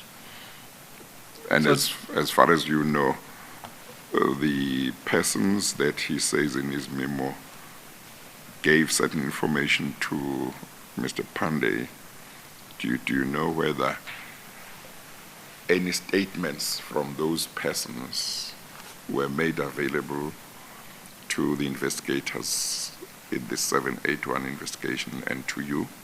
They were definitely not made available to me, and to my knowledge, they were not made available to the investigators either. Thank you.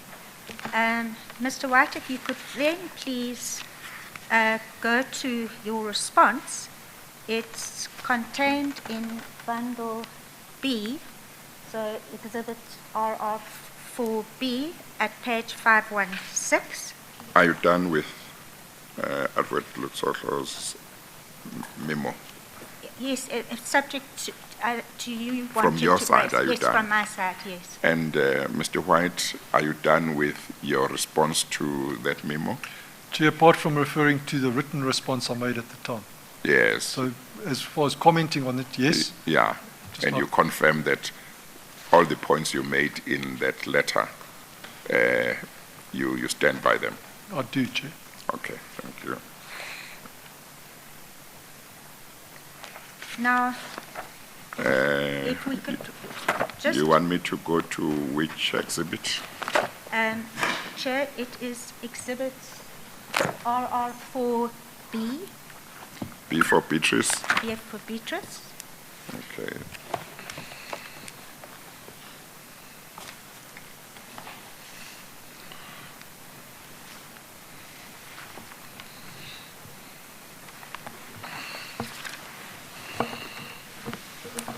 Yes. Page 516? Yes. Okay. So, Mr. White, this is the letter that you referred to, and it's the letter you just confirmed. That is correct, Chair. That's the letter I wrote to Colonel van Lochenberg on the 9th of April 2014, commenting on the memo that had been prepared by Advocate Letsolo. If you could just deal, please, we've dealt with your comment in paragraph 4. If you could please deal with paragraphs 5 and 6 on pages 517, what you state there. Chair, paragraph 5 states, towards the end of the meeting on 15 January 2014, so Chair, that was the second meeting to discuss the draft report. Advocate Letsolo was asked by one of the SAPS members present, I cannot recall which one, what he thought of the case and our evidence. Advocate Letsolo stated that it was his view that there is a very good case against Narain Prasad, Madhu and Pandey. After some discussion and further clarity regarding R.S. Pillay, he agreed that there was also a case for Mr. Pillay to answer. In paragraph 6, up to this stage, Advocate Letsolo had made no mention of the Provincial Commissioner in Ngobeni. Colonel van Lochenberg asked, what about the PC, to which Advocate Letsolo replied that he had some reservations. There was then further discussion during which Colonel van Lochenberg compared the evidence implicating Narain Prasad. Specific mention was made about the treadmill Mr. Pandey had bought for him and the birthday party that Mr. Pandey paid for the PC's husband. Colonel van Lochenberg then went on to say, if Advocate Letsolo does not think there was enough evidence against the PC, then there was not enough evidence against Narain Prasad, as the evidence was the same, and he might as well close the docket. Advocate Letsolo then said he would relook at the evidence and would provide feedback at the next meeting. No feedback was provided in this regard, while I was present in the next meeting, which was on 14 March 2014. Chair, that was the date of when that memo was written subsequent to that meeting, saying that he had decided not to prosecute any of the suspects. But at no stage did he say there's no evidence. He just had drawn his own conclusion that it was tainted. And the conclusion appears to be based on the incorrect facts, Chair.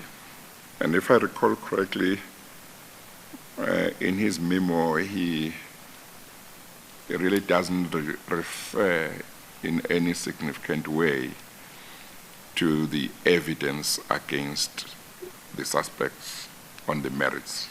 He doesn't refer to it at all, Chair. At all, yeah. And you said that you had been working on this investigation, on your part of the investigation, for about 18 months before you finished your report. Or was it more than 18 months? Chair, it was 15 months, I think, up until when we provided the first draft. Yes. Which was in the May of the previous year. We then didn't do any more detailed work because it was sitting with the prosecutor for 6 months, and then there were these meetings just before Christmas and then early in this new year. So the only additional work done from my side was to update the report to address the prosecutor's queries. And at the meeting on the 14th of March, I was ready to sign the report. I thought it's all addressed, we can sign the report, and I was expecting to be asked for information relating to a charge sheet that would be drawn up. Okay. You've indicated the view that was expressed by Colonel van Lochenberg at that meeting, that the evidence against Captain Narain Prasad and that against the provincial commissioner was the same. Do you agree with that view? I do, Chair, to the extent that I was of the opinion that they were both receiving some form of gratification to do something that was improper. It was different things they were being asked to do, as in Captain Narain Prasad was being asked to not comply with the police procurement processes for the benefit of Mr. Pandey and his entities, while based on the affidavits that had been provided to me, the provincial commissioner was being given a gratification to try and stop this investigation. So again, something for the benefit of Mr. Pandey and his entities. Of course, it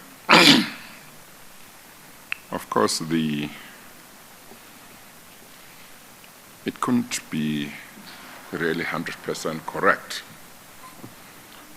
to say the evidence against the provincial commissioner is the same as the evidence against Colonel Madhu and Mr. Pandey and whoever else. because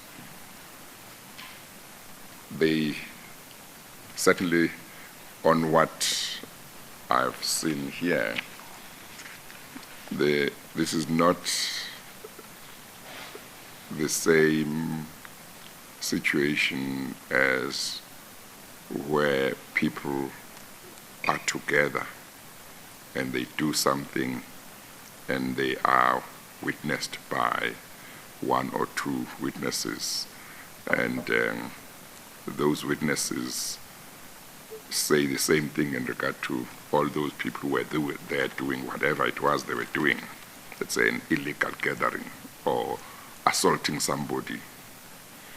In regard to the provincial commissioner, the main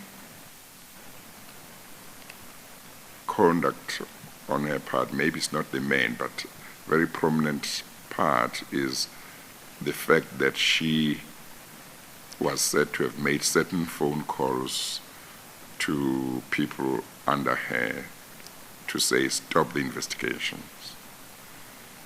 Now, the people who would testify whether that happened are not the people who would, they were not going to give evidence about phone calls made by somebody else in relation to the same thing. So it might not be accurate. Jay, I get your point. It wasn't the same alleged irregular or illegal conduct. It was just, and also the one is based on documentary evidence relating to Captain Narayan-Prasad, whereas the provincial commissioner is based on what two of her subordinates said. There's no documents to prove that that is what she said. So there's a difference in that regard. My understanding of where Colonel van Ochenburg was saying it's the same is that based on the documents and the affidavits of suppliers, both Captain Narayan-Prasad and the provincial commissioner received a benefit to do something improper that's not in the course of their normal duties for the benefit of Mr. Pandey. So that's the extent to which it's the same, but I take your point, Chair, that the evidence is not exactly the same. Yeah, okay. Thank you, Chair. Now, after you had been shown the memorandum by Advocate Letsolo and you had responded, did you discuss the reason for stopping the investigation with Colonel van Rochenburg? I did, Chair, because we were all, I think probably the right word is a bit taken aback. People had been working diligently on this for months, and in the case of the investigating officers, years, and suddenly it was just stopped in its tracks, for want of a better word. And the investigating officers were very upset about that, and they wanted to identify how it could be taken forward. And I'm not sure who suggested it, but in the next couple of months, a suggestion came out that the matter should be reported to ARPID. Because this matter is alleged to involves alleged police corruption, and as a result, it would fall under ARPID's mandate. And as a result, there was then a decision made that it be reported to ARPID, and they be asked to look at the evidence and proceed further. So, Chair, but prior to that meeting with ARPID being set up, the Provincial Director of Public Prosecutions, Advocate Norco, also wrote a memo that was actually its main purpose was to deal with case 466, which is the case dealing with the alleged bribe by Mr. Pandey and Colonel Madu of General Boyson. But in that memo, she also deals with case 781. And So let's just find that memo first and then we'll comment. Chair, it's RR4B for Beatrice, Annexure TSW5, page 519.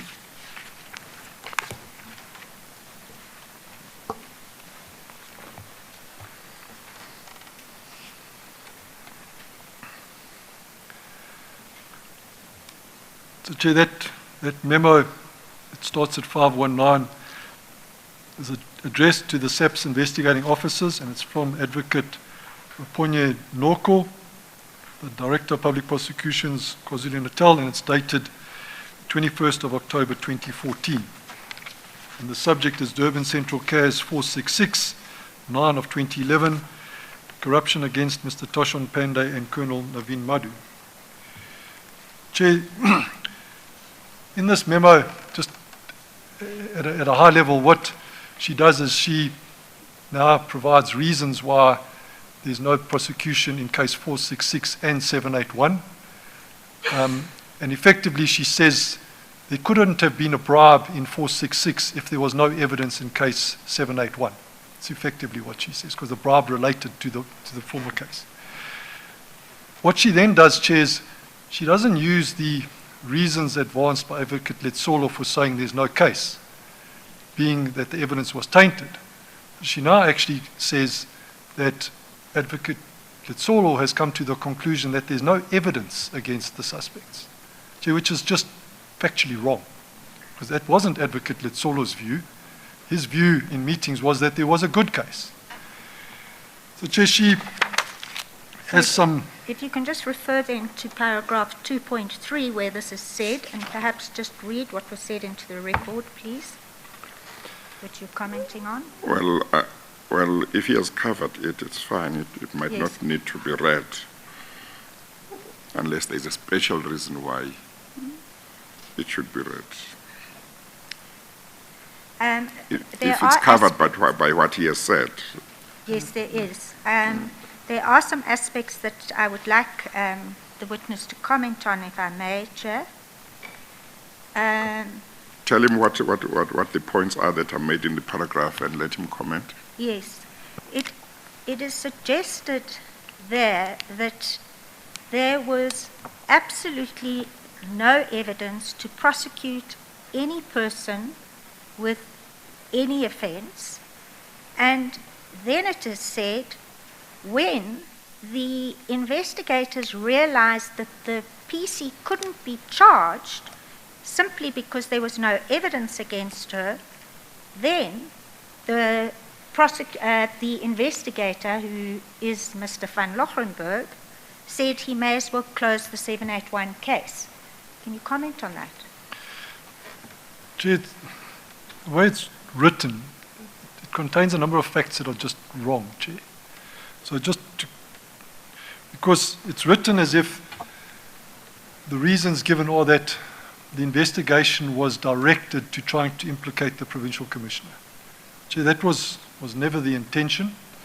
It was around procurement, and the provincial commissioner comes right at the end of the investigation in the timeline and in what happened. And if one reads, in just one sentence I'd like to read out of this paragraph, which is 2/3 of the way down, it said, it appears Mr. Pandey and Colonel Madhu featured nowhere in the 781, then as the focus was on the PC. Chair, if anyone read my report or the docket, they would see that's not the case. I mean, the whole investigation under 781 related to Mr. Pandey and his entities and the conduct of certain people within SAPS, Colonel Madhu and so on. That's 100% correct. So the point you make is only somebody who had no clue what your report contained and what the 20 liver arch files that you told me about contained would say this. Chair, to use your words, yes, the person had no clue. Yeah. Either they didn't read it, Yeah. or if they did, they didn't care what it said, and they wrote something that's just, it's based on the wrong facts, Chair.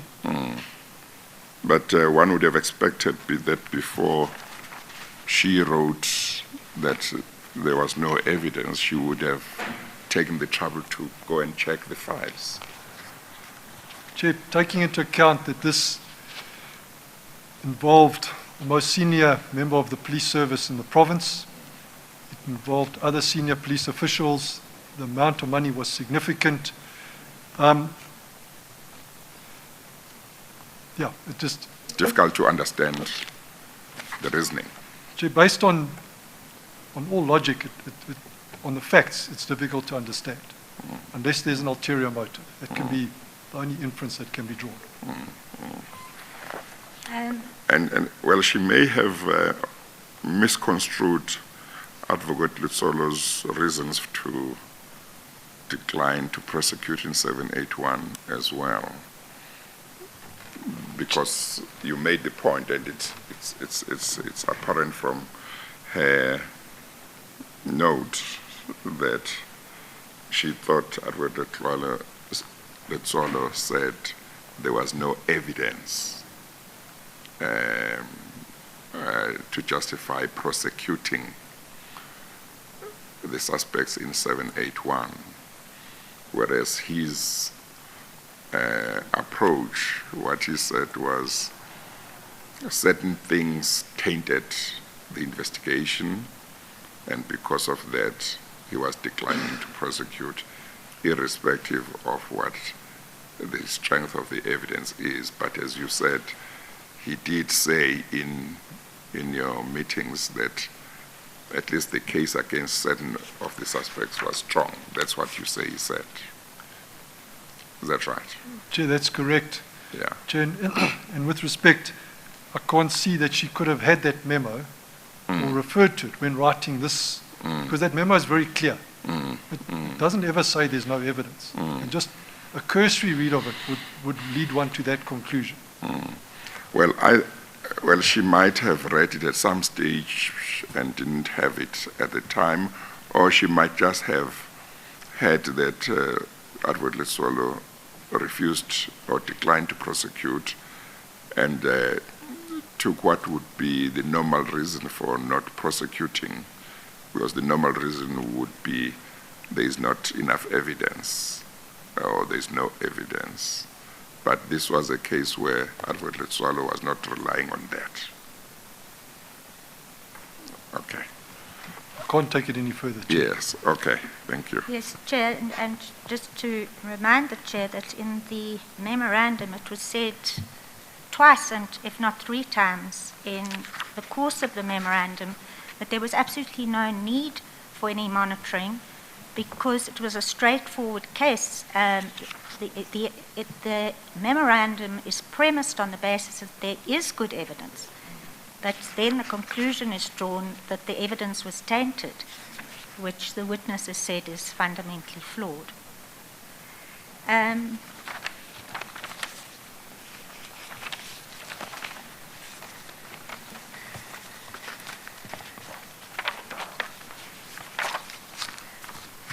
At paragraph, I don't know if you want to comment on it, but you can. At paragraph 2.10, if you wish, on page 522,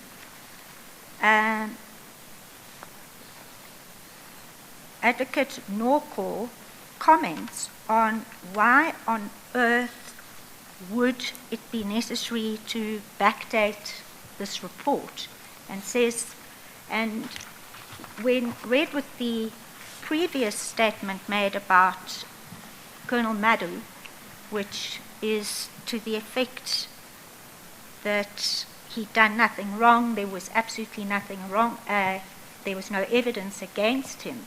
Do you agree with the conclusion that there would have been no motive for Colonel Madhu to bribe General Boyson?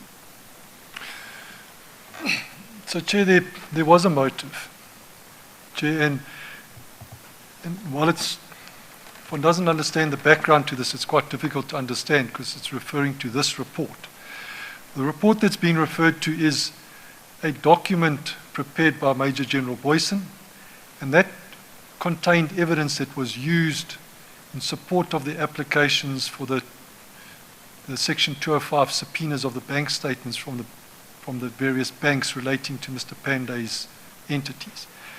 If that report had been dated after the subpoenas, it would have meant that the subpoenas were applied for without there being reasonable grounds to ask, and as a result could have been invalidated, which would mean all those documents that had been relied upon in the investigation would be inadmissible. So that's what the attempted bribe was to do, was to get General Boyson to date it after the dates of the subpoenas so that there could be a technical legal argument that the evidence was inadmissible. So that's what, but then my understanding of what Advocate Norco is trying to do here is to say, because there's no evidence in 781, there wouldn't have been a reason to backdate it or to pay a bribe to try and get the evidence to be inadmissible. So it's a bit of a circular reasoning, but end of the day. But the argument falls flat if there was evidence. Correct. Yeah. Okay. And Chair, if there was no evidence, one would wonder why an application would be made to set aside a subpoena to exclude evidence. It just doesn't make any sense whatsoever. Mr. White, if we could then go to page 34, paragraph 41 of your report. What page? Page 34.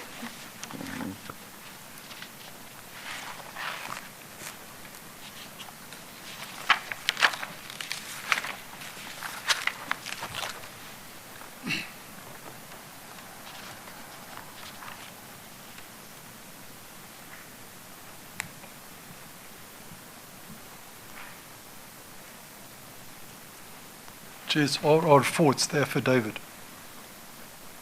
The affidavit, I beg your pardon, Chair. Sorry, Chair.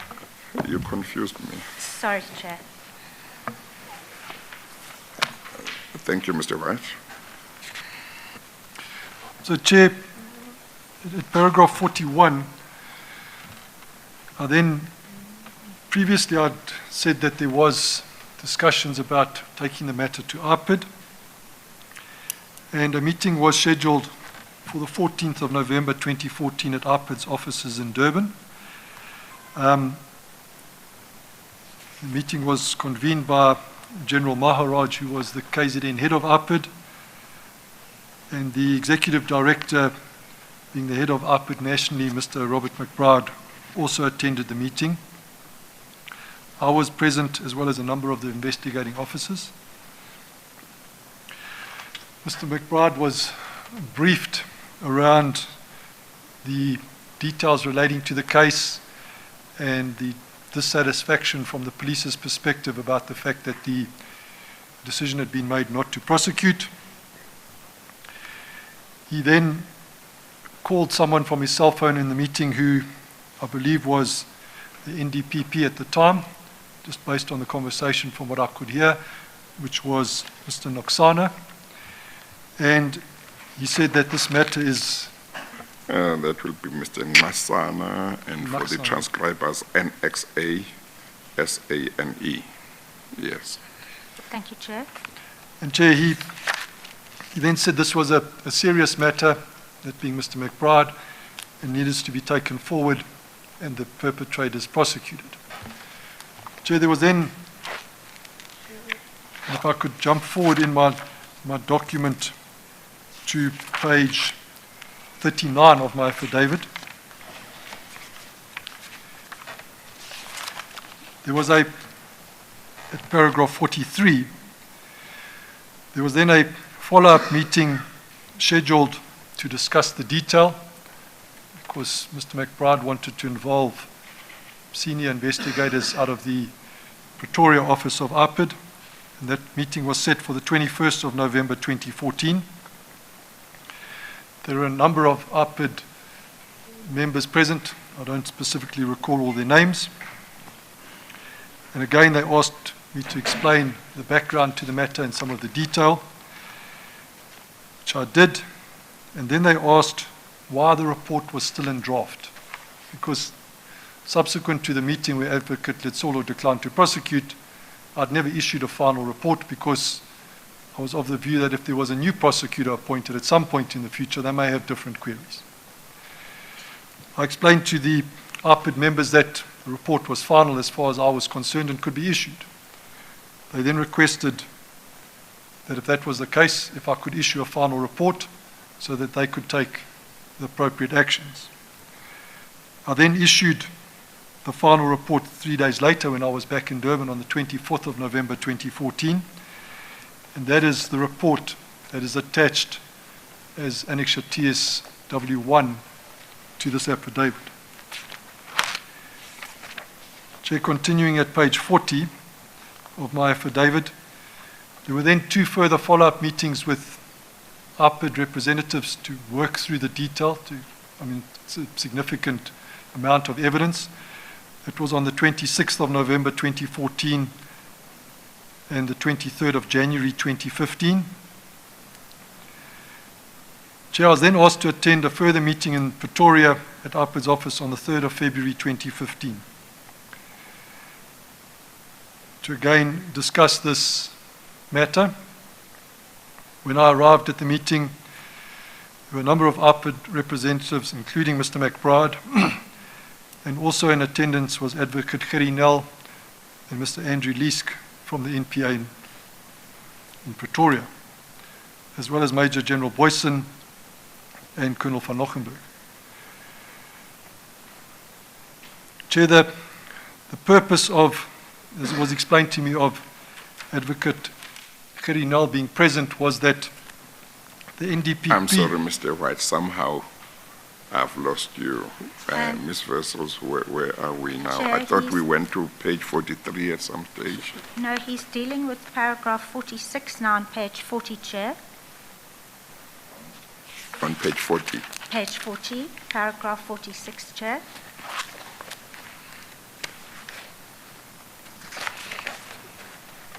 Okay, thank you. You may proceed. So, Chair, maybe just to recap, that was the meeting on the 3rd of February 2015 at ARPID's offices, and this was now also attended by Advocate Gerrie Nel and Mr. Andrew Leask from the NPA. It was the first time I'd met either of them relating to this matter, and it was explained to me that, or it was explained in the meeting, that Advocate Nel was attending the meeting on the instruction of the NDPP, as he wanted him to consider the matter to see whether the NDPP should consider reopening the cases and whether somebody should be prosecuted in the matter. And who explained that to you? Chair, I'm not specifically sure. It was either Mr. McBride or Advocate Nel himself. Yes. But Chair, before the meeting formally started, and Mr. McBride made what I thought at the time was a very strange comment.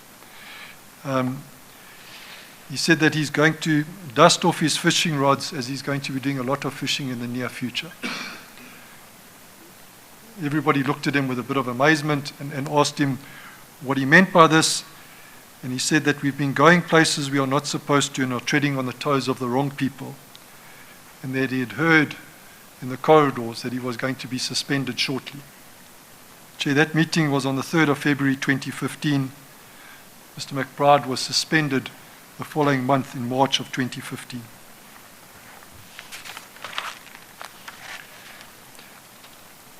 And I continue at the following page, page 41, paragraph 48. Advocate Nel, in the meeting, said he didn't understand Advocate Letsolo's decision and the basis on which he came to it. And he said he would recommend to the NDPP that the NPA proceed with the formalities of reopening the matter. However, shortly after that, in May of 2015, the NDPP vacated his position and Advocate Abrams was appointed. Chair, since that date, I haven't been further consulted in the matter. So it's some 5 years, Chair. All that happened subsequent to that was ARPID requested further copies of the documents. Because, Chair, at the time, people in IPID were being suspended, reinstated, suspended, and I assumed documents had been lost. So further copies were provided in June of 2016. And then in addition to that, Sorry. So,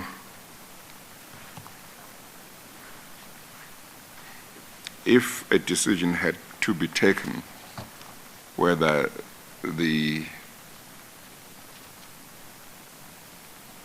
decision not to prosecute in this case was to be reversed,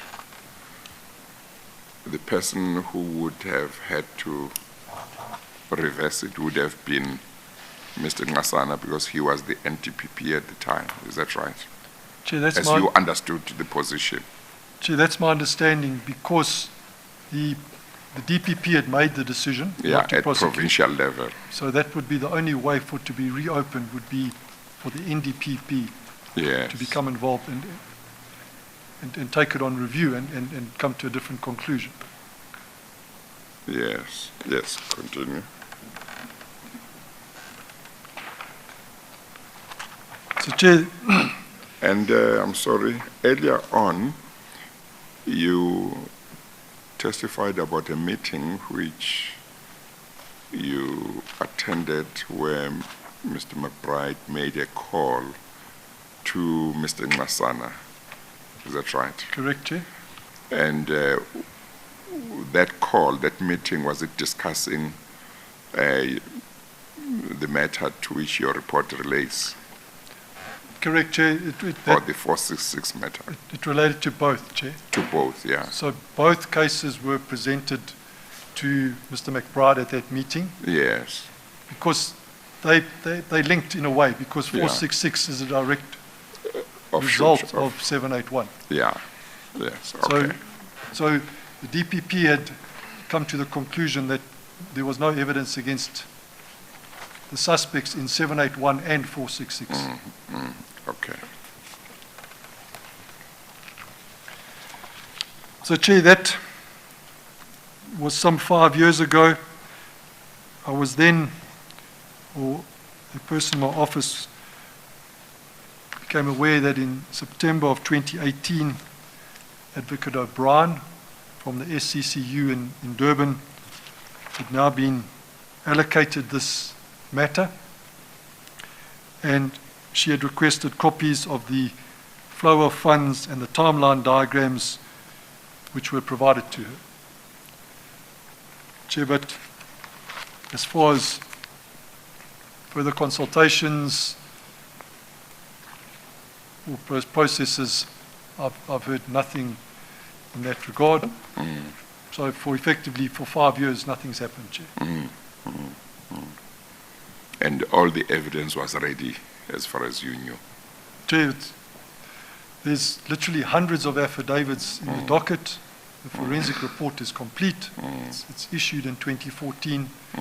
My understanding was the investigating team was just waiting for a charge sheet from a prosecutor.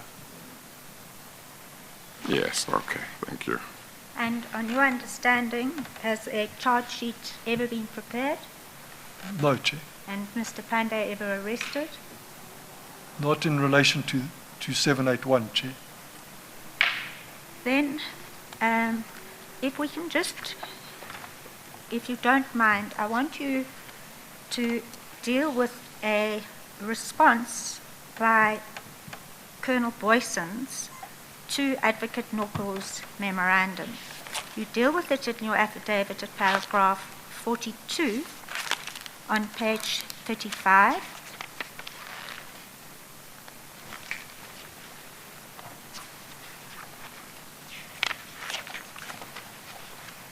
And Chair, the memorandum itself, he quotes from the memorandum. The memorandum itself is in Exhibit RR4B at page 527.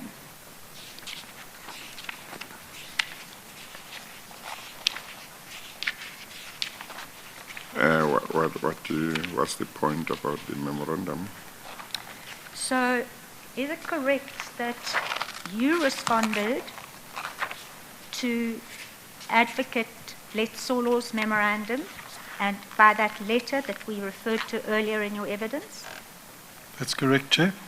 and that the memorandum of Advocate Norcal that we just referred to was responded to by Major General Boyson on the 19th of November 2014. Correct, Chair. And you quote from this memorandum in your affidavit, and he deals, well, I'm just going to deal with it in your affidavit at paragraph 36 from your quote,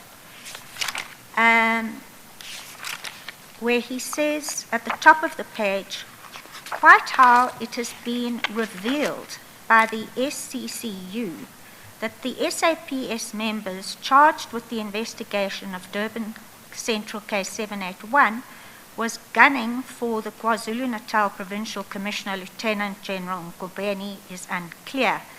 I want to ask you, were you at any stage when you were, in the 15 months you were conducting this investigation, told by the investigators to focus on the Provincial Commissioner? No, Chair. Was there anything in your interactions with investigators that suggested that they wanted the Provincial Commissioner, they wanted the Provincial Commissioner to be given some special focus, even No. if they didn't say so in so many words? No, Chair. She was not singled out for specific attention. There was no greater focus on her than any of the other suspects in the matter. And Chair, that is also quite clear if one looks at the 400 pages of report. There's, I don't know off the top of my head, 30 or 40 pages that deal with her. Yes. You know, she wasn't the focus because Yes. she had a specific involvement at the end of the time period Yes, we were yes. investigating. Yes. So in the entire files of evidence, 20 liver trials, I think you said, you would say more or less whatever related to her might have taken about 20 or so pages. So, Chair, the evidence against her is the handful of documents from the dish restaurant relating to the payment, the bank statements showing the payment, and then the affidavits of General Boyson and Brigadier Kim. I don't recall off the top of my head how long they are, but they're in the tens of pages, not the hundreds of pages. And then I would like to refer you to the middle of page 36 of your affidavit, also still quoting from a letter of General Boyson. It's just what he says in the middle of that paragraph on the top of that page. He says the investigation focused on irregularities before her appointment as Provincial Commissioner. It is thus ludicrous to believe the suspects, i.e. Pandey and Madhu, in this regard. The investigating officers could not have wanted to falsely implicate the Provincial Commissioner for a crime that took place before she assumed her post. Her involvement in the matter relates to attempts by her to interfere with the investigation after she assumed her position as Provincial Commissioner, and not with regard to the procurement of the irregularities per se. Now, can you comment on that? Well, he has already said that, isn't it? He has said that the investigation under case 781 related to the procurement issues relating to Mr. Pandey, and whatever related to the Provincial Commissioner was the allegations that she stopped the investigation. Yes. And the payment by Mr. Pandey for her husband's birthday party. Yes. Chair, the averment that was made by Advocate Noko in the memorandum was also that the reason, although there was absolutely no evidence against the Provincial Commissioner, that this investigation had been focused on her was because General Boyson wanted her post. And the point that he is making here is the investigation started before she got her post, and then the allegations against her only arose after she was then appointed. It could never have had the effect of stopping Yes. her getting her post. But you covered that, didn't you, with, Yes. The head of the investigation, Yes, Colonel van Logelenberg. yes, it has been covered. Thank you, Chair. Chair, I would like us to move as fast as we can. Yes. We are not moving as fast as I would like to. I'm not blaming anybody, but I would like us to move Yes. rather faster. Thank you, Chair.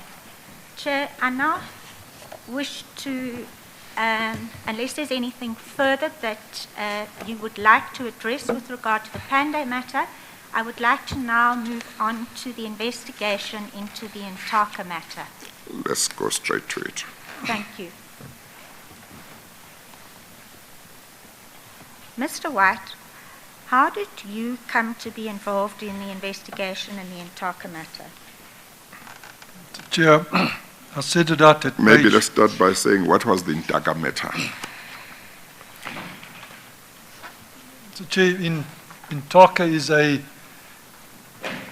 it's the name of an entity based in Cape Town that supplied, amongst other things, water purification plants and self-generating oxygen plants that were supplied to the Department of Health and the Department of Local Government in KZN, as well as to the Department of Health and various municipalities in the Northern Cape. So it's called Intaka because it's the name of the entity.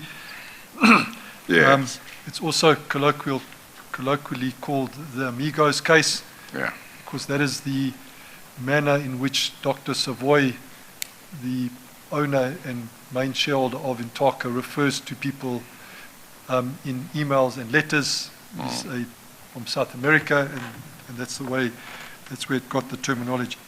Chair, Yes. it relates to allegations of, again, procurement irregularities around the appointment of this entity, and then around allegations of corrupt payments made by Intaka to various officials within the Department of Health and Local Government, both in the Northern Cape and KZN, as well as alleged payments to the political heads of the departments, or for their benefit, that also whose departments did business with Intaka. Yes. How did you get involved? Sorry, Chair. How did you get involved in the So, investigation? Chair, I set it out at page 42 of RR4.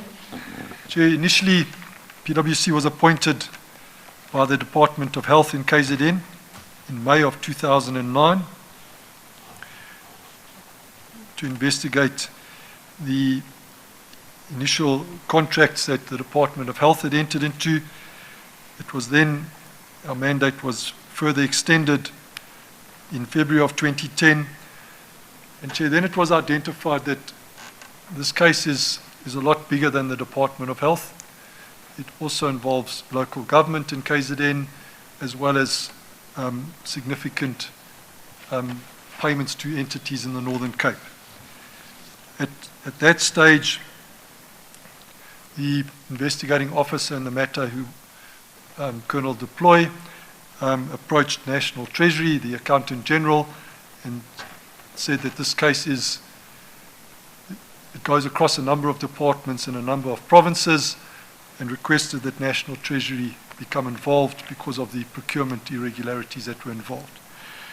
National Treasury agreed in the appointment of PwC to undertake these investigations and to assist the police going forward in preparing reports for court, the mandate then came from National Treasury.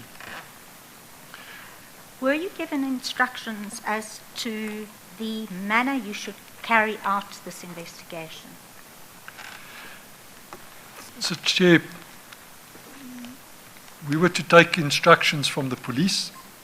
So while National Treasury was paying the fees, for want of a better word, they were not directing how to undertake the investigation, because we reported to the police.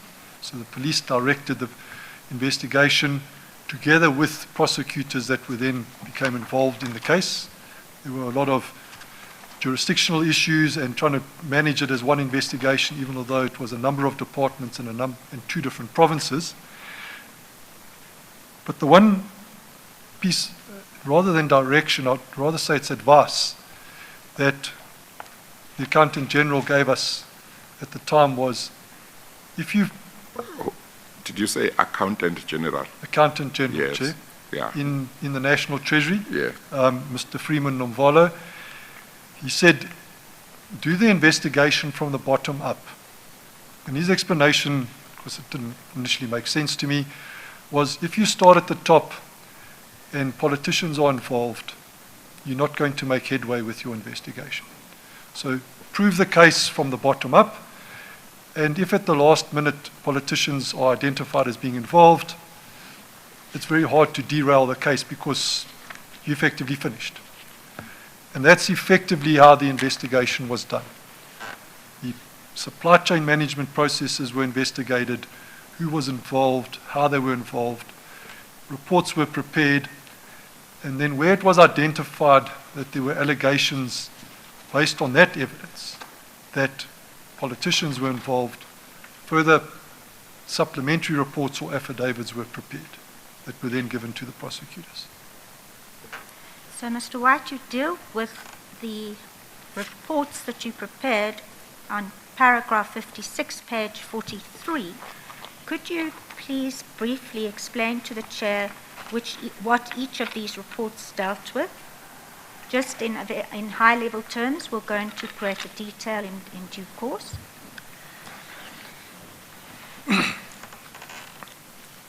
So, Chair, as I said before, there's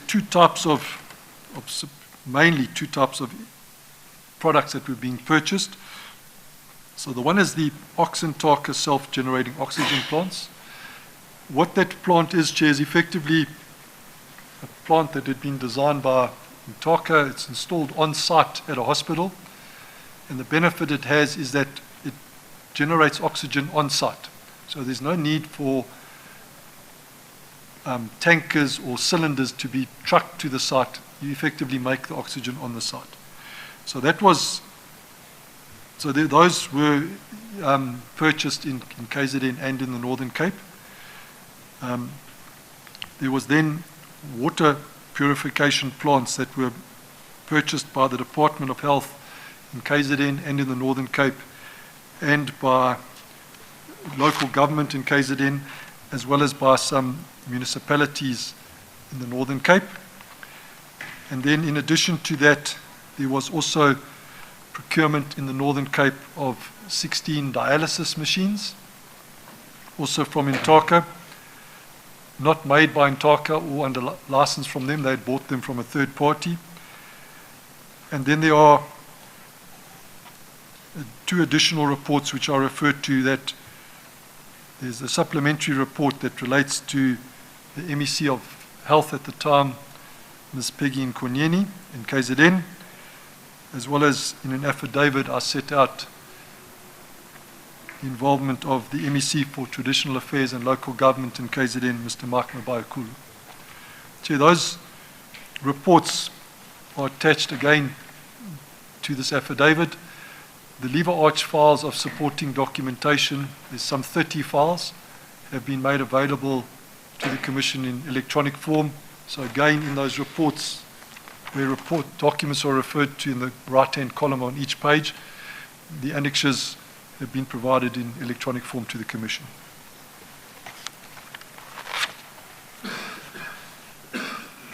Now, you've prepared a diagram It is TSW19. And Chair, you can just bear with me.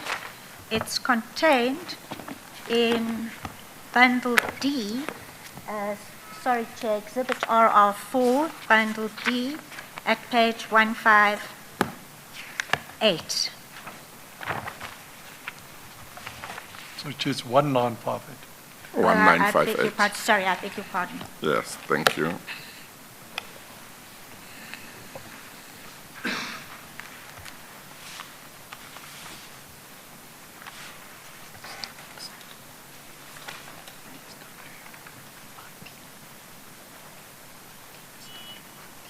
Sorry, Chair, we need this diagram to be put on the overhead screen, if you might bear with us.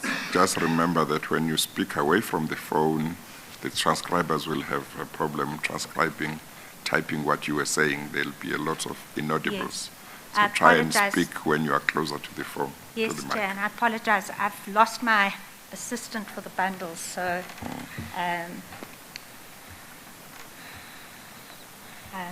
perhaps, yeah.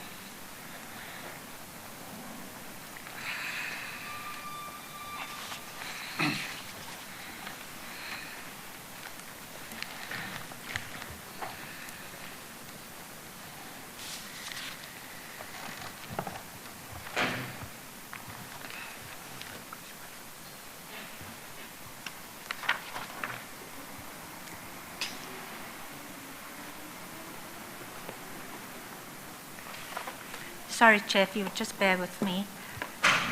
Uh-huh.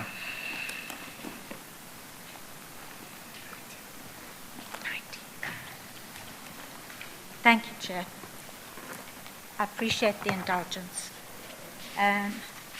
Mr. White, with reference to this diagram, could you please explain to the Chair what your investigation entailed and what it revealed?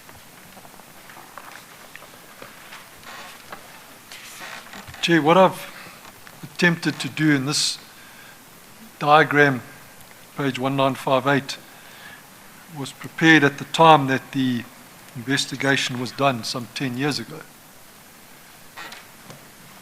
What this diagram sets out to do is to explain the significant events or transactions that took place relating to the alleged crimes that happened in KwaZulu-Natal. So it doesn't deal with the Northern Cape, which was effectively different set of investigating officers, different set of prosecutors. So I was requested to comment on the matters in KZN. So I've restricted my affidavit to that as well as this diagram. So, Chair, what this diagram shows is that at the center of the diagram is Intaka, and flowing to or from that are various arrows in different colors. And briefly, what I'm trying to show in that diagram, Chair, if one looks at the bottom half of the diagram, it's the dealings that took place between Intaka and on the bottom right, the Department of Health in KZN.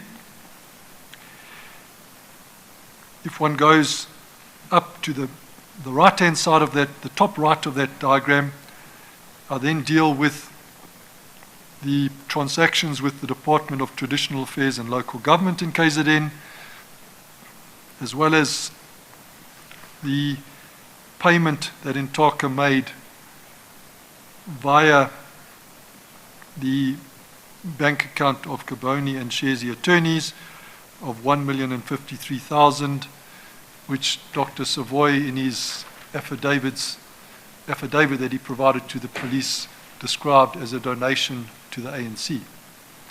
And I then track where that money flowed via the attorney's trust account, how it was spent on personal expenses of Mr. Shabalala, the head of the Department of Health in KZN, and subsequently in cash to the MEC of Traditional Affairs and Local Government, Mr. Mabaya Kulu. Chair, then on the left of that page, I then also detailed 2 payments that were made to an entity called Romore Investments, 2 payments of 500,000 Rand each. Romore Investments is an entity, the director of which is a gentleman by the name of Linda Makwenazi, who at the time was the boyfriend of the MEC of Health in KZN, Ms. Peggy Nkonyeni. So, Chair, and we'll come to all the detail, but effectively there was procurement irregularities.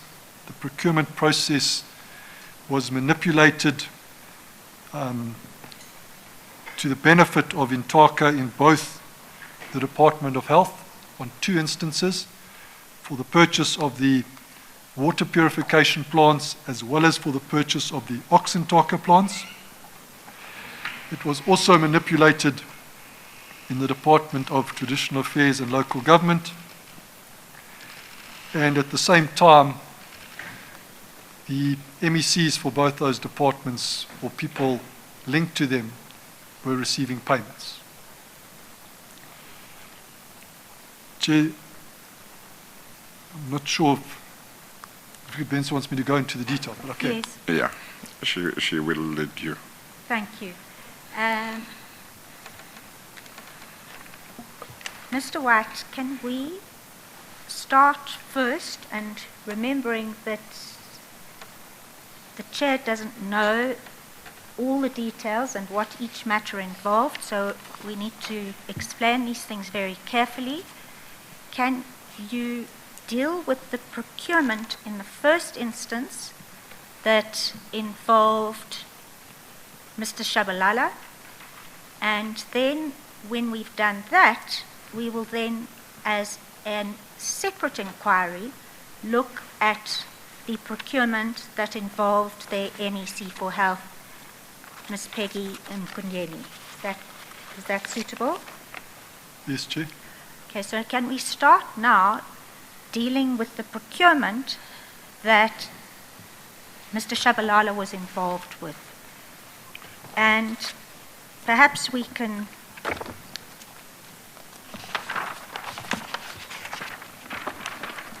start with a memorandum dated the 9th of May 2005. It's annexure TSW 13 on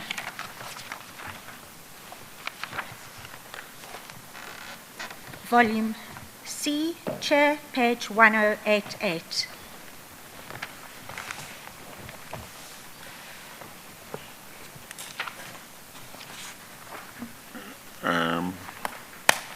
You explained that Ms. Peggy Nkonyeni was MEC for Health.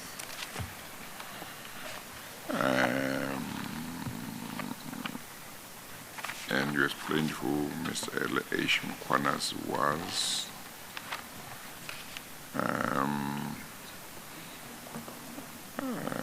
I think you said Mr. Mabaya Kulu was MEC for Traditional Affairs, is that correct? And local government. Yes. What was Mr. Shabalala's position? Chair, he was the head of department for the KwaZulu-Natal provincial government. Sorry, head of the finance department, the treasury. The provincial treasury. Provincial treasury, Chair. Oh, okay. And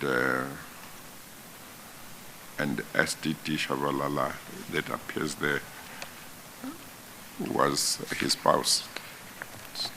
Oh, so that's Mr. Shabalala himself, Mr. Sipho Shabalala. Oh, and then the BNO, initials BNO, is the wife. That's the wife, Chair. Oh, okay. We had a separate business that she had entered into, of which Gaston Savoy, Dr. Savoy, was also a director of. They were directors of a particular entity, Shiros Medical. Correct, Chair. Yes, okay, thank you.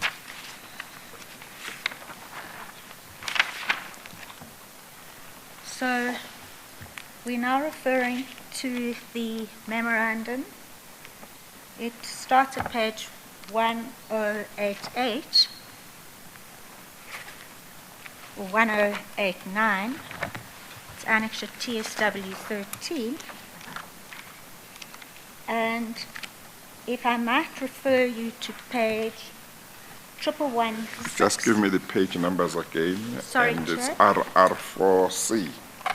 Yes, Chair. Yeah, page number. And the document, Chair, starts at page 1089. And perhaps, Mr. White, you can identify the document. It's a report by you dated the 29th of July 2011. Is that correct? That's correct, Chair, and that's the report that I prepared based on the investigation that had been conducted into the purchase of 20 water purification plants by the Department of Local Government and Traditional Affairs in KwaZulu-Natal. So that effectively summarizes the procurement process, who was involved, what they did incorrectly, down to the payments, the flow of funds. I referred to a number of affidavits that were obtained by the investigating officers in the case. Chair, this investigation was different to the Panda investigation that I referred to previously, in that myself, as well as staff working for me, assisted the police with actually interviewing witnesses and obtaining statements. So there was more involvement in this investigation, whereas the Panda investigation was more just an analysis of documents that were provided. Okay.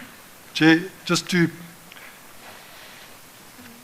the link into KZN, Mr. Sipho Shabalala, the head of the Provincial Treasury, was one of the first people that met Dr. Savoy from Intaka.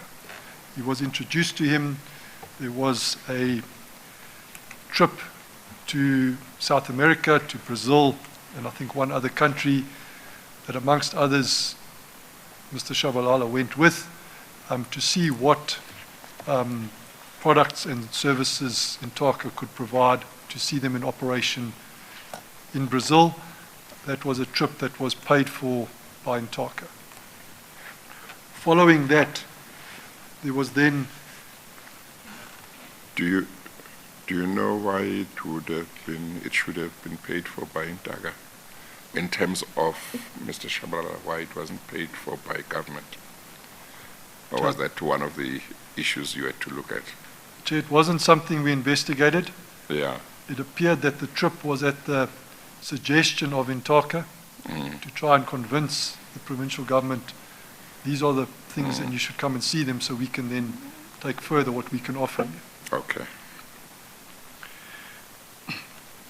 So Chair, now, that- if we can return to the memorandum that I was referring to, it's on page 1116, Chair. Was there something you still wanted to say, Mr. White, on No, Chair, it's fine. this? Is it fine? Yes, Chair. Okay, all right. If we can refer to the memorandum from Mr. Shabalala to Dr. McKeezy, dated the 9th of May 2005, appearing on 1116, and if you could please explain that and what it revealed to the Chair, Mr. White. So, Chair, subsequent to the visit to South America, there's then various documents that are prepared, many of which Mr. Shabalala either initiates or is part of the preparation or one of the signatories to the documents, that are proposing the use of Intaka for various, the supply of oxintakas being the oxygen units and the watakas being the water purification units. And this memorandum is written to the MEC at the time, Dr. Mkees, and it's relating to the proposal to supply gas generating equipment and water purification to the province. And I just state in the document that he states, in my report I just take some extracts, and he says, this being Mr. Shabalala. Proposals have been received from a company in Cape Town to supply equipment for on-site generation of gas, as well as equipment that purifies water at source. The Department of Health is piloting the gas generating equipment at Murchison Hospital. Trade and Investment KZN has been involved with the water purification equipment for some time. Chair, the Trade and Investment entity in KZN, the idea was they were trying to convince Intaka to set up a manufacturing plant in KZN, so to generate jobs. That never happened in the end. It's used as one of the reasons to appoint Intaka to provide watakas, the water purification plants. But Intaka doesn't manufacture the plants themselves anyway. They outsource it to a third party. And the manufacture of those plants was based in Cape Town because that's where Intaka was based. But this memorandum, Chair, which is the first initiation of the appointment, it's effectively where it started to appoint Intaka by the Traditional Affairs and Local Government. Mr. Shabalala states, and I'll read from paragraph 9.33, third line, going through communities during the pre-budget roadshows. So, I'm sorry, so this is not a memo written by Mr. Shabalala. It's your summary of what that memo said. It's extracts of it, Chair, so some of it is direct quotes and some of it is a summary. So if it's in italics, yes, it's so a in direct other words, quote. it's your comment on that memo. Correct, Chair. It's not the memo itself. Correct, Chair. Yeah. So, Chair, just if there's a need for the documents, that reference in the right-hand column D1 would be the electronic version that the Yes. Commission has. Yeah, okay. So, in that memorandum by Mr. Shabalala, I've quoted an extract in paragraph 9.33, where he states, going through communities during the pre-budget roadshows, we experienced firsthand that communities still need water desperately. Whereas we are undergoing an exercise with Umgeni Water on the long-term solution of water provisioning in the province, we still have to contend with the fact that our communities still do not have access to clean water. And what recommendations did he make in the letter? Chair, I quote the recommendations on the following page, page 1117. He made the following recommendations. It is recommended that we encourage the MEC for Health and the head of department to finalize the installation of the Intaka at Murchison and to consider seriously the acquisition of further equipment to optimize on the benefits of the equipment.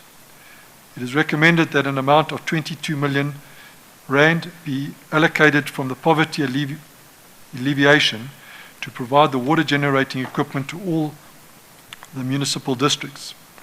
It is also recommended that negotiations are commenced with the benefiting municipalities on the running cost of the equipment. Okay, I think we'll have to stop there Yes. for Chair, the lunch break. We'll take the lunch break now and we'll resume at 2 o'clock. Thank you. We Chair. adjourn. All rise.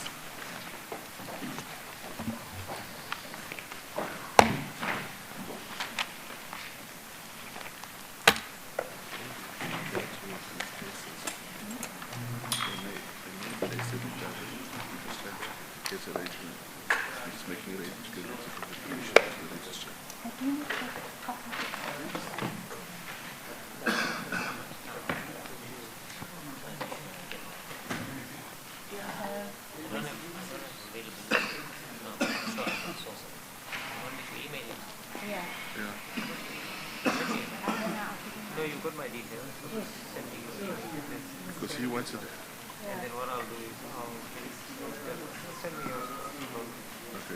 Yeah, I'll try and But source they're it out. battling to They, remember the old document. Exactly. We've traced the files in the High Court. We just need a letter from the Commission. The Commission is sending a letter, so we may get it. Okay, but if not, Yeah. no, I think just while we're trying it, the easiest course is for you just to send it. Yeah. Okay. no, okay. Yeah. Dealing with this matter many years ago, but I'm sure I have. Okay. Since it's starting to surface, I'm sure. Okay. Yes, sir. Can Yes, I sir. just give you my email address now? And Yeah, I then think, just yeah, before arrange, we because forget, I'd yeah. rather do that than I know it.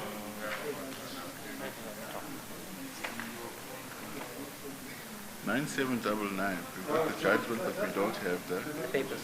papers. 9799 is That's Boyson. Chile. Oh no, that's the other one. Okay. Okay. No, that would be the first ruling. Yeah. There was a ruling. It was an urgent application, I think. Also, we don't have the other ruling. No. You won't have the strike-off application, because the strike-off application, both the parties left it, I believe. Okay, so we don't have the strike-off application. No, there was no ruling.